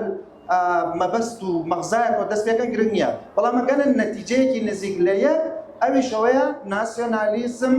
بۆ بوونی کورد کێشەیە نەک کێشەکانی چارەسەر ناکا بەڵکو کێشەی بۆ سەربارەخە بەم شێوەیە تر وەکو دکتۆر عیرفان وتی بابەتەکە بەشێک لە لایەنەکانی ڕوون بوویەوە و ئێسش دێنە لای ئێوە بۆی کە بە بەشداری ئێوە لایەنەکانی تر و دیوەکانی تریشی ئەگەر سەرنجەکەیە یا بابەتێک هەیە جێ مناقەشەیە دەست پێ بکەین. 100 ساڵە پێش لەسەر هیچ ڕێ نەکەوتووە خۆ ئەمەنەی کارە لە پێناوەی دەوڵەتی نەتەوەی دروستکە لەسەر جیاوازە نەکەکرد بۆ هێزە کۆڵۆنیالیستەکان یا بۆ هێزە گەورەکانی دنیا کە ئەوان چوو لە چوارچێوەی ڕێخستنی ساختە دەوڵەتی نەتەوەییە یعنی بۆ کوردەمێت بوو لە کوردستانەوە ئەو نەتەوانە کە تبوویان کردو دەوڵەتیان بۆ نەتەوەکانیان دروست کردو بەڵام کورد ئەمەنەی کار بۆ لەمەیە بەڵام ئامادە نیە ئێستاش لە پێناو هیچ چارەیەک من دەمەوێت یەک پرسیار لە تۆ ئەگەر مەزلوم عەبدی وەکو جۆلانی لە ئایدۆلۆژیای داعشیەوە کەویش دەیەوە دەوڵەتی خۆی دروستکە بە قودرەتی قادر بگۆڕێ بە کابرایەکی ناسیۆنالیستی مۆدێرن ئەگەر ئەمە لە مەزلوم عەبدیە بینی چی بیل لە چی دەکەیتەوە بیل یعنی ئەو مەزلوم عەبدیەی کە تۆ لە کاتی بەرگریکردنا لەم ئەحمەد شەرعی کە ئەم دەوڵەتەی بۆ دروستکراوەوە ئەو دێتە ئەوێ نەک ئەو دەوڵەتە شەرعیەتی دەوڵەتی پێدەدرێ ئەگەر مەزلوم عەبدیش وای بکردایە چۆن بوو لەلایەن پێت باش بوو وای بکردایە وەکو ینی مەزلوم عەبدی وەکو ئەحمەد شەرعی پێدەکرێن دەتوانێت ئەم درۆز لە بکە لێرە داعشە و یەکسەر ببێ بە کەسێکی دژە داعش یعنی چۆن ئەخر لە پێراوی نەتەوە نییە خۆی ناسیۆنالیزم لاقیت بە نەتەوەوە نییە مشکلەکە ئەمەیە ناسیۆنالیزم با پێت بڵێم چۆن ناسیۆنالیزم زۆر گرنگە من دەمەوێت ئەوە ڕوون کەمەوە چۆن ناسیۆنالیزم پەیوەندی بە نەتەوە دەوڵەتی مۆدێرن لە تورکیا دروست کرا ئایا ئەو تورکەی لە تورکیا ناونراوە ناسیۆن ئایا نەتەوەی تورکە بێگومان نەخێت بۆچی زۆر بە سادەیی لەبەر ئەوە کۆمەڵێک تورکمان لە هەولێر دەژین یا لە کەرکووک کە تورکمانن لەگەڵ کولتورە کوردیەکەشا ینی تێکەڵ بوون باشە ئۆردوگان دێ ئەمە هەولێر بە خۆی دەزانێ و بە کەرکووک بەی خۆی دەزانێ و ئەم تورکمانانە داعمیان دەکا و بە بەشێک لە قەومی تورکی دەزانێ ئەی بۆ ناچێ ئازەریەکان بەو بەشە بزانێ ئازەریەکان تورک نین ئەی بۆ تورکمانەکانی ئێران ئەو بیران لێ ناکاتەوە ئەی بۆ بیل لە تورکمەنستان ناکاتەوە کە تورکن ئەی بۆ چی بیل لە کیرگستانیەکان ناکاتەوە ئەی بۆ چی بیل لە تۆ نەتەوەی تورک عیبارەتە لەم هەموو یەکە کولتوریە جیاجایە باشە لەبەرەوە ئۆردوگان جەنگی نەتەوەی تورک ناکە ناسیۆنالیزم جەنگی نەتەوە ناکە جەنگی نەتەوە بکەی ئەوەیە کە تۆ بیت ئەم نەتەوەیە کە کۆمەڵێک گروپی جیاجایە بە بۆنەی دەوڵەتەوە پارچە پارچە بووە تۆ کۆی کەیتەوە ئایا ئێران بەرگری لە بڵێن ناسیۆنە فارسیەکە دەکات نەخێر بۆچی چونکە تۆ تاجیکستانە دەیە باشە کە ئەدەبیاتەکەیان کولتورەکەیان هەمان شتە تەنها ئیملاکەیان جیاوازە ئەوانە خۆیان بە فارس نازانن بە تاجیکی دەزانن زمانەکەیان فارسیە ناوێکی تریان لێناوە یانی چی ینی نەتەوە لەویا شەق دەبێت ئەی باشە بۆ جەنگی ئەوە ناکرێت کە ئەم یەکە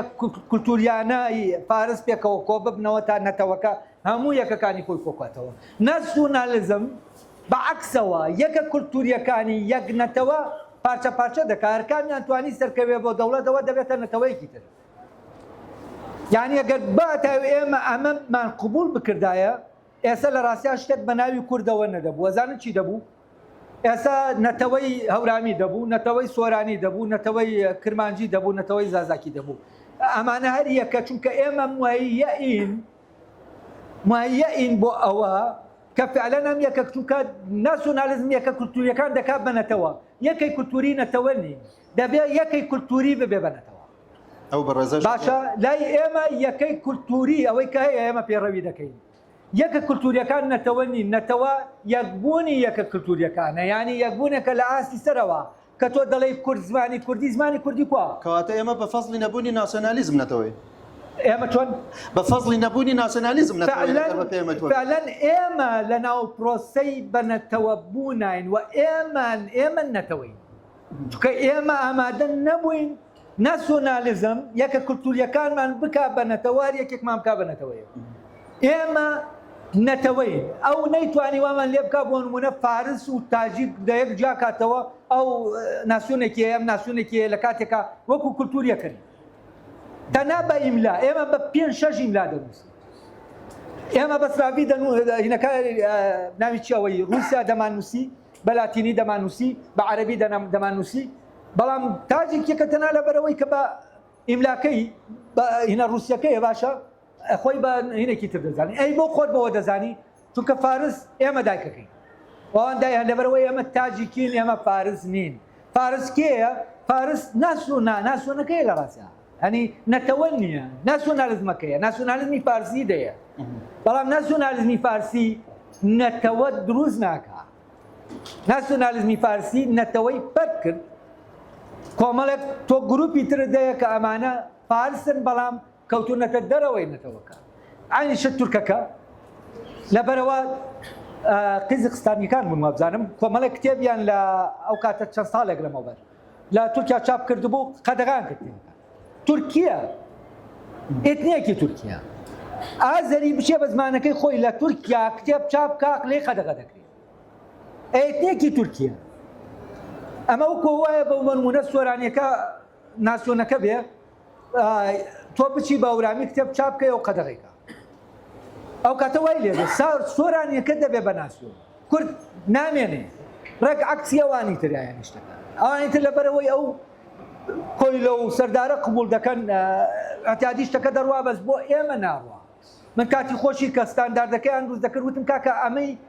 دەیکەن کورد پەر دەکات لە جیاتی ئەوەی کۆی کاتەوە چکە ئەم سەپاندنە ببرە خوار ئەو هینە دەکەم ئەو لە حەزای حەز دەکەم ئێستا هەورامیچیەتێک لە ناو هەورامانە هەیە من چەند هەوڵ دەدەم لا ناچێت لەبەرەوە فعلەن ئەو کاتە سۆرانیەکە ویستیان ئەو سەپان نایانی ویستە پێیان بەسەروانی ترە لە کاتێکا من خۆم سۆرانی بە خۆم قبولم کردووە بەس کە سەبان تر جۆرێکی ترە من لە زانکۆ وتم ئەگەر ئێوە بیستە پێێنن بەسەر ما بە سۆرانی دەستبڵێم بە هەورامی دەزەڵێمەوە کێشەکەم چییە کێشەکەم لەگەڵ سەپانەکایە لەگەڵ سۆرانیەکە نییە من بەشداری لە سۆرانیەکە کردووەوە ئەو زمانم بردووەتە پێشەوە لە ڕێگەی یەک دنیا چەمکسازیەوە وە سۆرانی بۆ من لەگەڵ هەورامیە یەک شتە من کە بە سۆرانی دەدوێم لەگەڵ بە هەورامی دەدوێم مەز ناکەم نەقڵ دەبم لە بینی دوو زمانە وەکووای لە ئینگلیزیەوە بچی بۆ نازانم نافڵانی من لە ناو یەک زمانە هاتوو چۆکە دەکەم چونکە یەک جیان بینی هەیە و ئێمە ئەم شتەی نادیارە نایبینی نەز دەکەین ئەمەی لە دەرەوە جیاوازە خراپە با ئێمە کۆتایی پێبێنین بۆەوەی بەشکم بە خێری خۆیان دەوڵەتێکمان بۆ دروستکەن ئەم خەباتەی کورد دەیکا بۆ ئەو ئازادیە ئەوە خەباتێکی ڕاستەقینەیە و دەبێ ئەو خەباتە حتا سەر بیکە و ئەو خەباتە بەری هەیە گۆڕانی دروست کردووە و ئەو گۆڕانی لە عێراقا هەیە ئەو خەباتە دروستی کردووە ئێستا دەوڵەتی عێراق بە پێی ئەو یاسایە ناڕوا بەڕێوە ناسیۆنالیزم ناچێت بەڕێوە ناتوانێت بچێت بەڕێوە ئەمرێکی واقع دروست کراوە کوردیش لە ناو قانونایە دوو خوایە دوو مقدسەیە کە دەڵێم مەبەسم لای دەوڵەتە یعنی ئەوەی مقدساتی دەوڵەت لە ناو عێراقا ئێستا کوردیش لە ناو دەستوورەکەیە ئەمە گۆڕانە ڕووی داوە لە ناو دەوڵەتنەتەوە ئەمە کوفرە ئەمە نابێ بەپێی یاسا ئەمە هیچ وجودێکی یاسایی ئەگەر سابیکەی ئەم حاڵەتەی کورد و عێراق لە عێراقا ئەمە ناخوێنرێتەوە ئەمە فیدرالیزم نییە ئەمە فیدرالیزم نییە و کوردستانی هەرێمی کوردستان هەرێمێک نییە فیدرالیزم پێویستی بە مەرکەز و چەند هەرێمێکە یەک بە یەک هەرێم فیدرالیزم دروست نابێت. ئەمە یەک هەرێمە دەکەوێتە چونکە جەمسەرگیری دروست دەبێت. هەرێم لە بەرامبەر بەغایە. هەرێمێک نییە ئەمە مەرکەزەکە دەستکاری نەکا بەرامبەری نەبێتەوە. ینی ڕێزش بەشدار بەڵێ ببورن لە نەیشنەوە گیرەوە تو کاڵی مەبەستەوەیە کە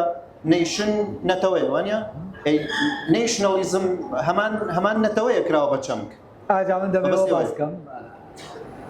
نەتەوە بەو معنایە کە لە ناسیۆنالیزمە بەکاردێنرێت. من باسم کرد وتم نەتەوە عیلاقەی بە کولتورەوە نییە.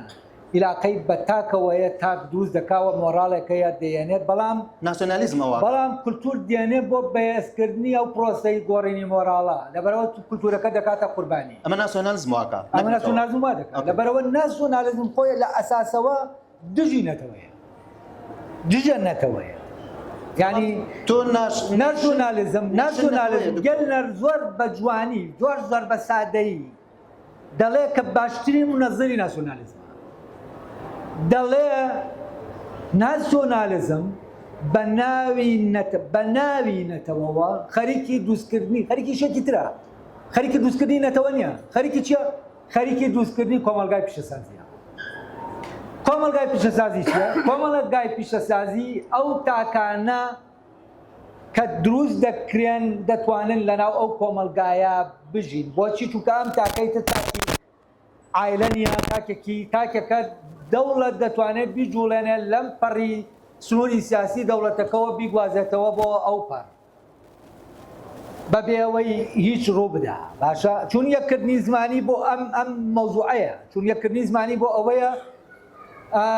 کرێکارێک یا تەکنیکارێک لەناو شوێنێکی دەوڵەتە ئیش دەکات دەوڵەت بتوانێت بە ئاسانی لێرەوە نەقلی کا بۆ ئەو پەڕی شوێنەکە. بۆچی چونکە ئیتر تاک دەجوڵێنێ پێشتر تاک بە بۆنەی عایلەوە و لە کۆمەلگای زراعە لەبەر ئەوەی ئیشی لەسەر خاک دەکرد، ئیشەکەی لەسەر خاک بوو نەی دەتوانانی بژوڵێ خاچی بەسلا بوویەوە. بەڵام دوای ئەوە کە فعلەن تەکنۆلۆژیا و کارگەکان دروست دەبن و کۆمەلگایی زراعی دەگۆڕێ بۆ کۆمەلگای پیشەسازی ئەو کاتە تاکەکان دەبێ ئێمە بە کولتورێک دروستکەین. گەلنەر پێی دەڵێ کولتوری باخچەیی. ئەمان چی ئامان دروستکردنی نەتەوە نییە، بە ناوی نەتەوەەوە ئێمە چی دروست دەکەین؟ کۆمەلگای پیشەسازی دروست دەکەین. کۆمەلگای پیشەسازیشمان بۆ چییە؟ بۆ ئەوەیە ئێمە لەناو کارگەکانە لەناو شوێنەکانە کە ئەقسادی وڵاتە دەبن نەپێشەوە ئێمە ئەو تاکانە ئامادەمان کردبن بۆ ئەو کارە، چونکە جوتیارێکە بە پاچێکەوە ئیش دەکا ئەو زانیارەی نییە لەسەر جیازێک ئیشکا. مەکتەبمان بۆ چییە؟ مەکتەبمان بۆ ئەوەیە ئەم تەکنیکە فێری ئەمانە بکەین. بەڵام شتێکیشیان لە پاڵیا داناوە بە ناوی نەتەوە و کولتور و ئەوانەوە کە ئەمە بۆ چییە؟ بۆ تعزیزی ئەوەیە کە ئەو تاکانە فعلەن وەکو تاک بتوانی بیجوڵێنی.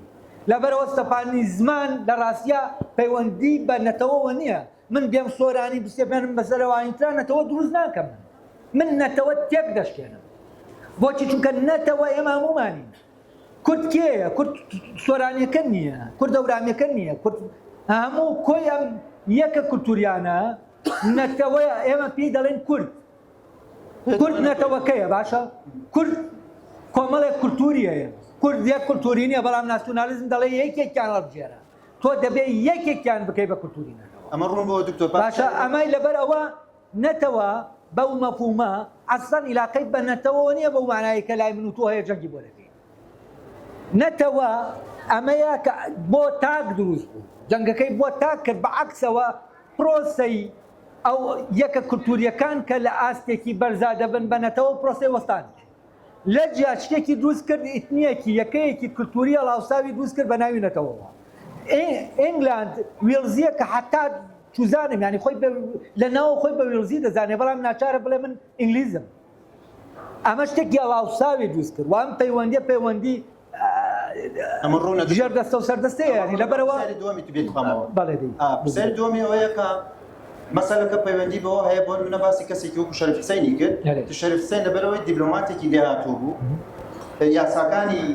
گەمەکەی ئەزانی لە جیاتی دەوڵەتە سییانیان بۆ دروست کرد. بەڵام کورد لەبەرەوەی لە گەمەکەی نازانی قوانینی گەمەکە تێنەگەیشت بوو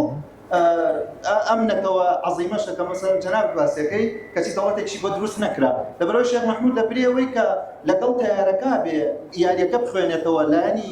بەزی و لایەنی براوەی شەڕی جیهانی یەکەم بناسێ چوو لە برێەوە چوو ینی چۆ پاڵ لایەنە بەزیوەکە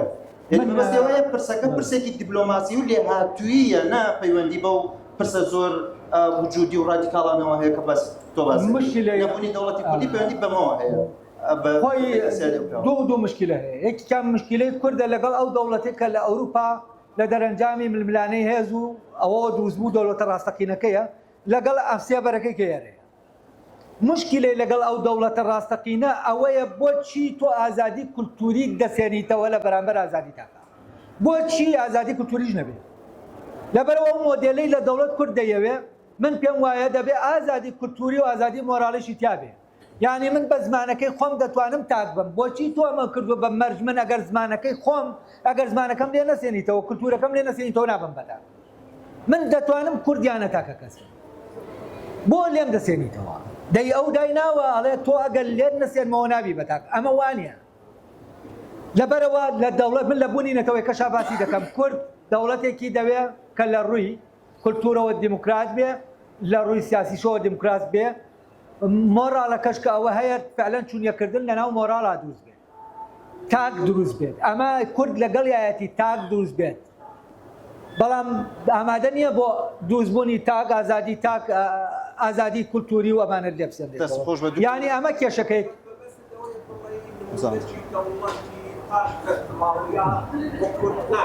چۆن ئێستا ئێمە دەیکەین ئێمە ئێستا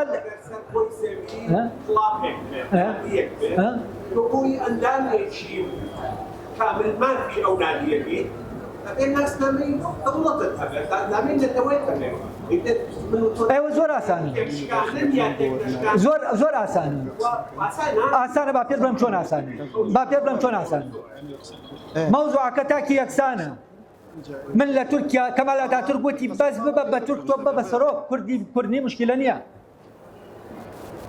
باشە ئێمە تورک مافی دەوڵەتی تورکی مافی یەکسانی بە ئێمە دەداوەکو کرد بۆ کوردێکی کرمانج مەجالدا ئاخ من دەمەوێت ئەوت پێ بڵێم ئەو شەرعە لەکوێ وەردەگرێکە وا دەکات تۆ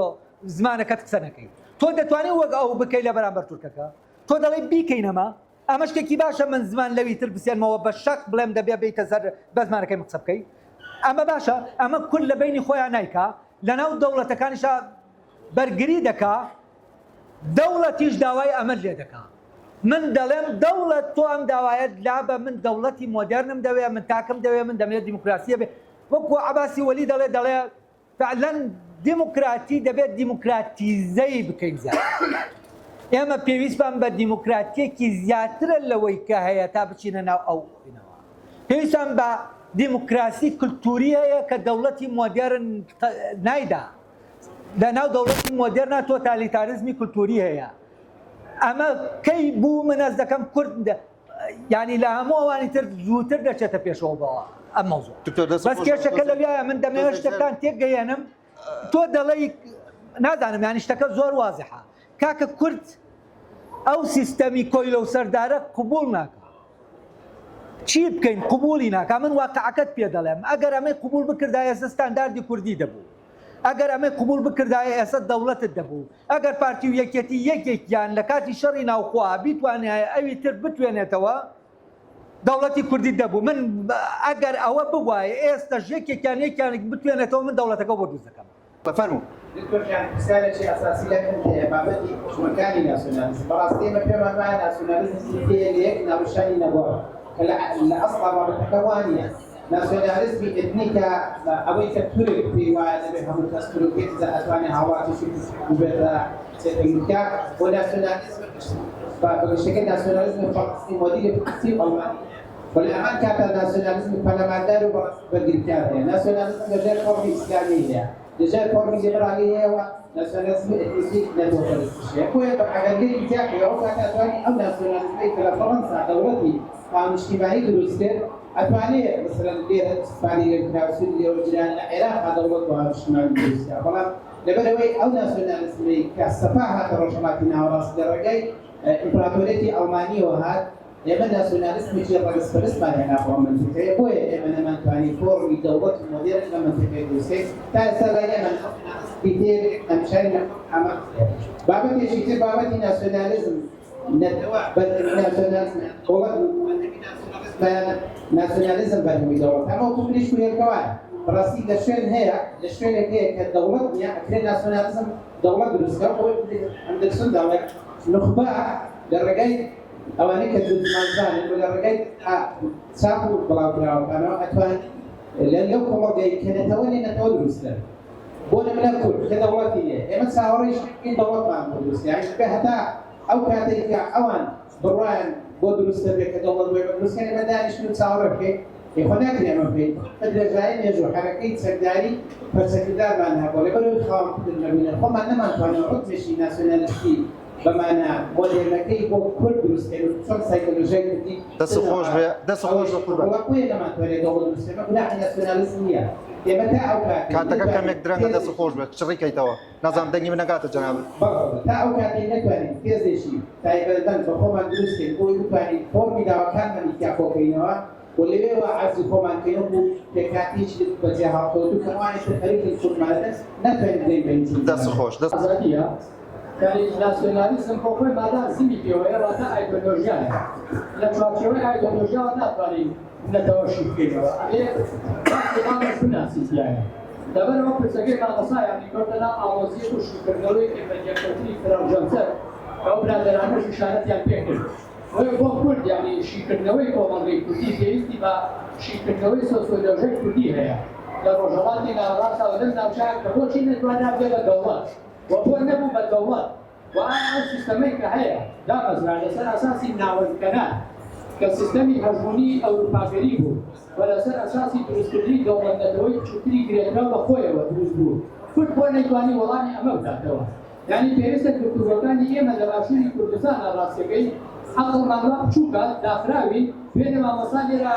مامۆستا مەحسین سیمینارێکی هەبوو کە باسی خۆ بە بچووکبینی کوردی کرد وتان و سیمینارێکی جوان بوو یعنی ئەم خۆ بە بچووکبینینە هەمیشە ئەچێتە لای ئەوەی کە ڕۆشنبیرانی ئێمە پشت بە لێکدانەوەی زانا و دانا و خوێنەوان و نووسەرەکان و فەیلسوفەکانی ئەوروپا بنەچن لە کاتێکە ئەوروپا بۆ خۆی کۆڵۆنیالیزمە و داگیرکراوە و ئەو داگیرکەرەوە ئەو هاتووە لێرە داگیرکەریەکی پێشست و ئایا تۆتوانی بە عەقڵیەتی ئەو لەسەر ئەساسی پرچینەی ئەوە کورد شیکردنەوە بکەیت بۆ یەکێک لە پرچینەیەکان ئەوەیە کە پێویستە بگەڕێنەوە بۆ ئێرەوە یەک دووهەمینی یعنی خۆشمان بە ناوەند نەبینین مامۆستا قسەیەکی کردوتی تۆ پرسیارەکەیتە سەر عەقڵی من ڕاستیەکەی عەقڵ هەمیشە شوێنی پرسیارە چونکە ناگا بە نەتیجەی ئەنجام لەبەرەوە پێویستە مامۆستا خۆشی بەخۆیان بچێتەوە لە چوارچێوەی ئەو لێکدانەوە تێکۆشانەی کە ئەمڕۆ خێلی کورد لە ڕۆژهەڵاتی ناوەڕاستدا پێشی کردووە بۆ بە چه ئەنجامێک گەیشتەوە دەوڵەت نەتەوەکانی وانێ کردووە کە لەسەر ئەساسی ئینکارکردنی بوونی نەتەوەی کورد دامەزراون ئەمڕۆیە ئەیناسێنێت گفتوگۆی لەگەڵەکە قسەی لەگەڵەکە بۆی بتوانێت ئەم پرسە چارەسەر بکات بۆیە پێویستە لە بەرامبەر هەموو ئەمە ببوورە ئەم ڕوونکردنەوە ئەڵتەرناتیڤ پێشکەشتین ئەڵتەرناتیڤی کورد ئەمڕۆ لەسەر دوو ڕوانگاڕوە یەکێکیان دروستکردنی دەوڵەتی کوردیە کە خاوەنی هیچ ئایدۆلۆژیا و بنەمایەکی فەلسەفی و فکری نییە تەنیا بزوردنەوەیەکی خێڵەتی ئیمپراتۆری بازرگانیە کە لە چوارچێوەی بەرژەوەندیە کوردی بەدەستەوە بگرتووە ئەیەوێ بۆ خۆی بەڕێوە بچێت دووهەمینیشیان هێڵی نەتەوەی دیموکراتیکە کە لەسەر ئاساسی پێکەوەژیانی گەلان و کۆمەڵگەی دیموکراسی وەڵام بدات بۆیە پێویستە ئەمانە ببێنە ناو گفتوگۆی شیکردنەوەی ڕەوشی کورد و بتوانین باشووری بۆ چێرتێنین بۆ ئاڵوگۆڕێکی کوردی دەستان خۆش دکتۆرفان گیان دەستی خۆش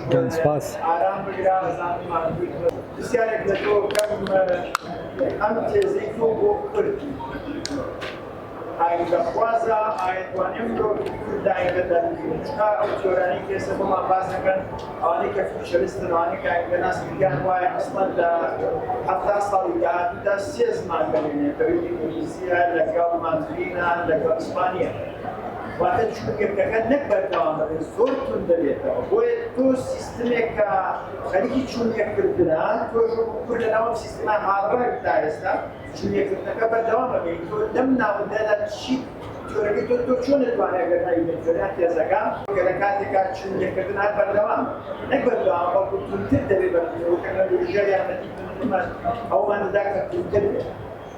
خاڵێک حەزەکە مە قبوڵ بکەیتەوە خاڵێکی دیکە لە لاوی تا ڕوو بووە ئەو دروستکەرەی کە دروستکەری ڕوو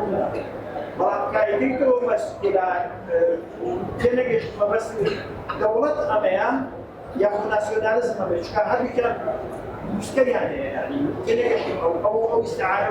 بۆ نەکردووی من تێنەگەشت نازاناوی بۆیان دەست خۆش بێ ئەگەر کەسێک لەسەر کورد بخوێنێتەوە بۆ نەفێ لە سوشێکی دەرەوە دەستگیر مساڵکان کار بێت ناتوانێت بۆ خودی کورد لە کورد تێ لە ئەمام شێوە هەڵم ناسیۆنالیزم بۆیە بەدرێنی ئێمە ناخوات لەبەر ئەوەیە کە لەناو خۆمان هەڵدەتوەوە لەبەروی ئێستا ئێمە هەر مەحکومی بە ناسیۆنالیزم بۆچی ئەکرێت ئێمە ڕەتی بکەینەوە یان وای دابرێت کە بۆ ئەکرێ وای دابرێت کە سەگەرمان بێت ئەمە بەس سەبروی لەبوونی ئێمەیانەوە لەوانەیە کۆمەڵی دەوڵەتی تریش هەبوو بێت لە یعنی هەڵقوڵاوی فکری ئەوان نەبوو بێت بەڵام توانیویانە ئیستقلالی سوودی لێوەربگرن لەوانەیەکیانی بێت بە دەوڵەت ئێمە تەنها لەبەرەوەی من قەناعەتم وایە محکومی بۆ ئێمە کە ناسیۆنالیزم محکومی بە ناسیۆنالیزم دەست خۆشتەوە بەتکردستانەوەی هەبێت بەرامبەر ئەو ناسیۆنالیزم لە ئەفغانستانەیە کە پیدا دەوڵەتەوە دەبێت سەفەرەکانی دوێنێ و کۆماری سەفەرەکان ئەمڕۆ بەکرێنەوە کۆماری کوچای ئەمڕۆ چۆن کورد بەڵێن وەکو چەند کرد وەکو داهێنانیش تازە بەرامبەر بەو چەندکردن وەستێتەوە بەڵام بەرامبەر بەو ناسیۆنالیزم و لە ئەفغانستانە بۆستێتەوە ئەمە پرسیارێکە بەڵام ئەگەر هەر وەڵام خۆ بەڵام دەمەوە یعنی وەڵامی پرسیارێکی بەڵام دەمەوە ئێمە نازانین بۆ بەباشوور پێمان شێت یعنی ئەمڕۆ بیرمەندێکی کورد هەیە خاوەن فکر و ئایدیا و کێزێکی نوێ و داهێنانێکی نوێش کۆمەلگای دیموکراتیکە یعنی ئەم کۆمەلگای دیموکراتیکە ئەمڕۆ توانوێتی بەپەرسی ئەم چەند ناسیۆنالیزم بگاتەوە کە مێژوەکەی زیاتر لەگەڵ 200 ساڵ ئەمڕۆ لە تورکیایەکی ڕێگەزپەرست ئەم چەندەکە توانێتی جێگەی کۆ بکاتەوە واڵپی ئیمانلاردەی ئابی ئەم مانگە لە سەرۆژی ڕابردوو بۆی ئەزازا پەرلەمانی تورکیا بە جۆرێک لە جۆرەکان ئەم کۆمەلگای دیموکراتیکە جێگەی کۆ دەکاتەوە ئەو دەوڵەتەی کە لەگەڵبەرستەوە 100 ساڵە لەکۆڵی کوردەکان ئەمڕۆ خەریکە چاکسەوێکی یاسایی دەست خۆش بێ تقریبا ینی ڕوونکردنەوە بوون بەشێکیان پرسیارەکە دکتۆر بەهمەن بیر ماوە کە تۆ ئەگەر بێریش نەبێت تۆ هەر لە ناو چوارچێوەیەکی حاڕینە ینی جیهان هەر بەرەو مەرکەزیەتێکە چێ تۆ وەڵامت بۆم مەرکەزیەت و سەقام زۆر باش بوو پرسیارەکەی کرد چونکە ئەو پرسیارە تەنها پرسیار بێ و بەڕێزەش کاتمانەمێنەیانە برادەرە نازانم ئەوەی کە پرسیارەکەی کرد باسی بەندێکە ئەندرسنی کرد ئەندرسن ناڵێ لەو شوێنێ مایکەکەی شەکە ئەندرسن ناڵێ لەو شوێنەی دەوڵەت نییە ناسیۆنالیزم دەوڵەت دروست دەکات دەڵێ لەو شوێنەی نەتەوە نیە ناسیۆنالیزم نەتەوە دروست دەکات یعنی مۆزوعەکە دەوڵەت نییە لە دراساتی ئەکادیمی و ئەوەی کە فعلەن معتەمەدە لە تیۆری ناسیۆنالیزم هەموویان بندێک ئەندرسن ئەنتۆنیۆ دیسمس هۆڤزباوم گێلنەر خۆی کە پرەنسیپە دادەنێ ئەمانە هەمووی متتەفقن لەسەر ئەو پرەنسیپە ئەمە نییە ئەمە کۆمەڵێک شت هەیە کە وەکو بڵێ دروست کراون بەر لەوەوە گێلنەر مناقەشەی کردو سیمس مناقەشەی کردو باشە مەوزوعی ناسیۆنالیزم لە پێناو دەوڵەتە دروست دەبێت دەوڵەتی مۆدێرن کە ئامانجی دروستکردنی گۆڕینی ئەو مۆراڵەیە و ئەو دروستکردنی ئەو تاکەیە و لەبەرەوە شتە ینی بەو شکڵە نییە ینی ناسیۆنالیزم ئەگەر هۆڤزباومت خوێندی بێتەوە بە هیوادارم خوێندی بێتەوە هۆڤزباوم ئەڵێ من بە پێچەوانەی پرەنسیپەکەی گێلنەر بەکاردێنم کە ئەوەیە دەوڵەت دەبێ بێت ناسیۆنالیزم دەبێت بێت یەکەی کولتوری لەگەڵ یەکەی سیاسی کە دەوڵەتە جوتی بکاتەوە یعنی چون یەکردنی کولتوری ئەنجام ئەڵێ بەڵام فەرقەکەی من و گێلنەر چییە؟ من لە خوارەوە بەرەو سەرەوە دەڕۆمە و لە سەرەوە بەرەو خوارەوە هاتووە ئەڵێ لەبەرەوە من لێرە دێم باسی ناسیۆنالیزمی نادەوڵەتی دەکەم ئێمە زۆر جار وا دەزانین بەر لە دروستکردنی دەوڵەتەکانی تازە ئێمە کەوتونێتە ناو چوار دەوڵەتەوە بەل لەوە نییە کە ئێمە جارێ دەوڵەت نییە ئێمە چی بکەین ئێمە لە ناو چوار دەوڵەتین بەوەی کە لە ناو چۆر دەوڵەتە دابەش کراوین ناسیۆنالیزمەکەمان بمانەوێ و نەمانەوێ ناسیۆنالیزمی نادەوڵەتیە باشە بەڵام بەر لەوەی ئەم دەوڵەتانە دروست ببن ئەمە شتێکی ترە ئەمە ناسیۆنالیزم نییە وجودی نییە شۆڕژەیە باشە جەنگەیە بۆ ئەوەی کە تۆ ئەو وینە بەدەست بێنی ئەو یەکە سیاسیە بەدەست بێنی کە عیبارەتە لە جوگرافیایەکی سیاسی دوایەوەی کە بەدەست دێنە ئەوەی کە بەدەستی دێنێ ئەو دێت ناسیۆنالیزم دێنێ بۆ ئەوەی ئەو کارەی بۆ بکا کە نەتەوە دروستکە ینی چی ینی تاک دروستکە لە ڕێگەی کولتورێکەوە لە ڕێگەی چونێکردنەوە لەبەرەوە ئەو شتا ئێمە دەبێت ڕەچاوی کرد لە ڕووی زانستیەوە ئێستا کورد ناسیۆنالیزمەکەی نادەوڵەتیە وا هۆمز باوەم لە کتێبەکەیە کۆمەڵێ ناسیۆنالیزمی نۆ نادەوڵەتی باز دەکاوە لە زمانیانە کوردیش باز و پێی وایە ئەو ناسیۆنالیزمە نێودەوڵەتیە جەنگی ئەو دوانە لە ڕاستیا هەرگیز ناسیۆنالیزمی نادەوڵەتی ئاما نەتیجەکەی ئەوەیە کە دەبێت تەسلیم بێت و هیچ هیوایەک بۆ ناسیۆنالیزمی نادەوڵەتی نییە ئەوەی دکتۆر بامن ئەوەی دکتۆر بامن پرسیارەکە زۆر گرنگە تەبەن گەلنەر هەر خۆی لە کتێبەکەیە بۆەوەی بزانن کە مەوزوعەکە نەتەوە نییە بازەوە دەکا کە دەکرێت زمانێکی ئەم مەوزوعی نەتەوەکان و دروستکردنی دەوڵەت نەتەوە قۆناغێکی تێپەڕە تقریبا وەکو سۆشالیزم وایە بە نسبەت مارکسیزمەوە کە قۆناغێکە بەرەو کۆمۆنیزم لای ئەمیش ناسیۆنالیزم و دەوڵەتی نەتەوە قۆناغێک دەوڵەت نەتەوە قۆناغێکی ڕاگوزەرە بۆ دروستبوونی کۆمەلگایەکی پیشەسازی جیهانی لەبەرەوە بربەستە زمانیانە لە قۆناغێکا دەبڕێن و زمانێک دەبێت بە زمانی هەموو گیان پێویستمان بەم زمانانە نامێنێ چکەمانە زیادەن ئەو کاتە زمانەکە پراگماتیکی ترە عەمەلیترە من ئەم زمانە ئیتر بە خۆم نەم سەری دنیاوە بەو سەری دنیا دەڕۆم ئەم تەسەورەی هەیە طبعا هۆمز باوەم و گەلنەریش هەردووکیان ئەم تەسەورەیان هەیە کە زمانی ئینگلیزی دەبێت بەو زمانە کە زمانەکانی تر نایە بەڵام لە ڕاستیا پێشکەوتنی تەکنۆلۆژی ڕێک عەکسی هەمیشە دەکات لە دوایەوەی کە ژیری دەستکرد زیرەکی دەستکرە چینا و لێ دەنێن ئەم پێشکەوتنە گەورەی بەخۆیەوە بینیوە هاوکێشەکە گۆڕاوە ڕێک پێچەوانە بووەتەوە ئێستا ئەس دەکەی دنیا بەرەو ئاراستەیەک دەڕوا ڕێک ئەڵێی ئەو دیالۆگە دروست دەکات کە لە سەرنجامە هەیە ئەوانەی پێتان سەیری بێ ئێمە یانی چی لە سەرنجامە ئەم دیالۆگە هەیە یانی ئەوەی لە سەرنجامە دیالۆگێک گەیە بۆ نمونە لە بینی سەرنجامی یاسانەکان دیالۆگێک گەیە لە بینی عابدینی جاف و سولتانە عابدینی جاف بە سۆرانی قسەکانی خۆی دەکا ئەوی تر بە سۆرانی دەبیسیە بەڵام سولتان بە ئەورامی جوابی دەداتەوە ئەمیش بە ئەورامی دەبیسێ دنیای تەکنۆلۆژیا لە ئەخیرە ئەمە بەرەو ئەوە دەبا کە هەر یەکەمان سەمایەکی ئاوامان لە گوایە تۆ بە زمانەکەی خۆت قسەکە دەکەی من ئەوەی کە بە تەرجەمەی دەکا بۆ من بە زمانەکەی خۆم دەدەبیستم یانی ئەوەی تۆ دەبیستم و دوایەوە منش بە زمانەکەی خۆم قسە دەکەم لەبەرەوە بەعەکسەوە لێرەوە زەمینەیەک ساز دەبێ بەوەی ئەو زمانانە ژمردبوون جارێکی تر ببوژێنەوە چونکە ئەو کاتە بربەستی قسەکردن نامێنێ ئەو کاتە من و تۆ لە ڕێگەی شتێکی زۆر بچووک یاسانەوە قسە دەکەین هەرێکە بە زمانی خۆی بەبێ ئەوە هیچ کێشەیەکمان هەبێت لەبەرەوە بەڕستە نامێنێ بەعەکسەوە ئەس دەکەم دنیا بەرەو ئەوە دەڕوا ئەو شێوازە لە زمان کە من کاتی خۆ لە دکتۆرەکەشا باسی ئەو پەیوەندیم کرد لە بینی ئەو سیستەما خاوتنانەی کوردیا کە هەن و سەرنجام بەڵگەیەکی سەیرە چونکە ئاینی تێکستی ئاینی دەبێ فۆنەتیکیشی لێلا نەدەی کەچی ئەم زمانی تایە لە یەک تێکستا ینی وەکو وایە شانۆیەک بێت لە شانۆنامەکە بۆ نمونەکە تۆ بتێوێ شانۆیەکی لەو جۆرە دروستکەی کارێکتەرەکان هەریەکە بە دیالێکتەکەی خۆی قسە دەکات ینی نوەیەکێک لەو شانەی بینیم کە لەم دوایە کراوە و فیلمەی کاکە هاوراز بوو کە فعلەن دەبینی لە بینی ئەم زمانانە چۆن ناتووشۆ دەکرێت لە بینی ئەم کولتورانە چۆن هەڵەی ینی تۆ ناتوانی لە بینی کرمانجەکە و سۆرانیەکە و یاسانیەکە یەک فەزا نەبینی هەست دەکەوێت بەناو یەک فەزا دەبێت ئەمە لەناو کووردا فعلەن لەبەرەوەی شوێنێکە پارێزراوە یەکبوونێک لە پشت ئەم جیاوازیانەوە پرسیارەکەی تریەوە لە جیهانە خوای ئاسمان ڕوونە دەسێ نادیارە هەر دکتۆر بەهمەنتی خواکە لە ناویان نەمازای ناسیۆنالیزمە لە جیهانی ئەوەی دەوڵەت ئەوەی کارل شمیت کە باسی ئەوە دەکات ئیلاهیاتی بە ئێمە بۆ نمونە دەڵێ ئیلاهیاتی سکۆلار. بەڵێ حاڵەتی ئستیسنا دەیە حاڵەتی ئەخر ئیلاهیاتە سیکۆلارەکە دەوڵەتە یان ناسیۆنالیزم؟ نەنە دەوڵەتە تەبەن شمیت زۆر بە بێپەردە قسە لەسەر دەوڵەت دەکات زۆر درەنگ گوێی لێگیرە یعنی دواتر بەڕاستی ئاگامبین لە 2002 ینی جارێکی تردا هادا ئەو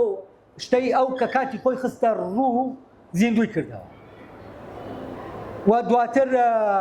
باڵتەر بنیامینە یاغێنێکی هەبوو لەسەر تونند و تیژی کە لە 22 نووسراوە شمێت لە بەر لە دۆزبوونی بەرەوەی لە نازیزم بچێتە سەر حکم وابزانم باڵتەر بنیامین لە 21 نووسیوێتی 1920 شمێت لە 22 نووسیوێتی لەوێ باسی ئەوە دەکات دەوڵەت چیە ناوی لاوتی سیاسی کتوبەکە بەیوان مەگەر نەتخوێن بێتەوە بخوێنیتەوە لەوێ باسی ئەوە دەکات کە ئێمە ینی دنیای مۆدێرم هەوڵ دەدا هەر ئەو لاوتە سیاسی کە هەیە چەمکەکان سیکۆلار بکاتەوە ئەڵێ بۆ نمونەیەکە پێدەدا ئەڵێ حاڵەتی ناکاو لە ناو دەوڵەتە ئەوەی کە تەواری ئەوەی ئێستا دایمە بڵین لە حاڵەتی تەواریان کورد دایمە دەمی باسە لە حاڵەتی تەواریە بۆ حاڵەتی تەواری ئستیسنا قانونی پەرلەمانوامانە ڕادەوەستن ئیتر نام پاشا حکم دەکا ئەوەی دەسەڵاتی هەیە ناسیۆنالیزمی ڕەسمی بەڵام وەکو ئەوەی ئەحمەد شەرع بەبێەوەی پەرلەمان هەبێ دەتوانێت بێ کورد قەت و عامکە ئەمە حاڵەتی لە ناکاو هەر معجزەیە گۆڕاوە بۆ حاڵەتی ئستیسنا جارڕێکەوەیە ئیسمێز باز لەوە دەکاڵێ معجزە لە ئاینەکانە کە لادانە لە تەبیعات ئەمە یانێ ناوە ناوێنێتە ناو دەوڵەت حاڵەتی لە ناکاو کە قانون نامێنێ ینی بەپێ قانون ناڕابەرەوە چونکە معجزەش بەپێ قانون نەسروشتەکە ناڕابەرەوە ئەڵێ ناویانە حاڵەتی ئیسیستا وەکو معجزەی لاوتەکەوایە یا هەر معجزەی لاوتەکە هێنراوە ئەڵێ لەبەر ئەوە ینی هینەکەی زۆر وردە زۆر وفعلەن لە مەوزوعی لا مەشروتەکە کە لە لاوتی سیاسیا دەچیتە سەرەوە ئەمەیان بەس باز نەکردووە باسی ئەوەی نەکردووە چۆن ئەمەی ئەم خاوەندەی کە من باسم کرد مەبەستم لەمە چی بوو لەوە لا لاهوتی سیاسیا لە لابوونە لە لاوتی دینیا لە علمی کەلامە ئەمە سەر دەکەوێت بۆی علەت معلولەوەی کە باسم کرد ئاخیر جار دەبێت شتێکی دەمەرجە بێ ئەو شتانە ڕاگرێکە مەرجاریانکە ئەمە لە دەوڵەتە هەیە لە ڕێگەی زەوە شتێک دێ بەبێ شەرعەتی قانونی ئەوانی تر مەرجدار دەکات ئەمە فعلەن وەکو لە ناو لاهوتە وەکو خاوەندەکە وایە کە تۆ دای دەنەی بۆ تەحدیدکردن بۆ کۆنتڕۆڵکردن ئەوە هیچ قانون هێنی ناکات چونکە دوایەوە قانون دروست دەبێت دەستخۆش زۆر سپاس دەستخۆش بەڕێزان زۆر سپاس بۆ ئامادەبوونتان بەشە لە فکرەکانی نانەهیچنەوەتەوە ناوەڵە بەس بەشە لە بیرۆکەکان یا بیرۆڕاکانی دکتۆر عیرفان بیرۆڕای بڵێن منسەجمن لە شعینی خۆیانە بەڵام بە هۆکاری بەشداری ئێوە و تەداخولاتەکانی منیش بەشێکیان وەکو شێوەی پرش هاتن ینی بە شێوەی یەکپارچە و منسەجم نهاتن لەبەرەوە هیوادارم ئەوە بوو بێتە مایە ئەوەی کە ئێوە زیاتر ئیسفادە لەو بیرۆکانە بکەن و زۆر سپاس بۆ ئامادەبوونتان و کاتی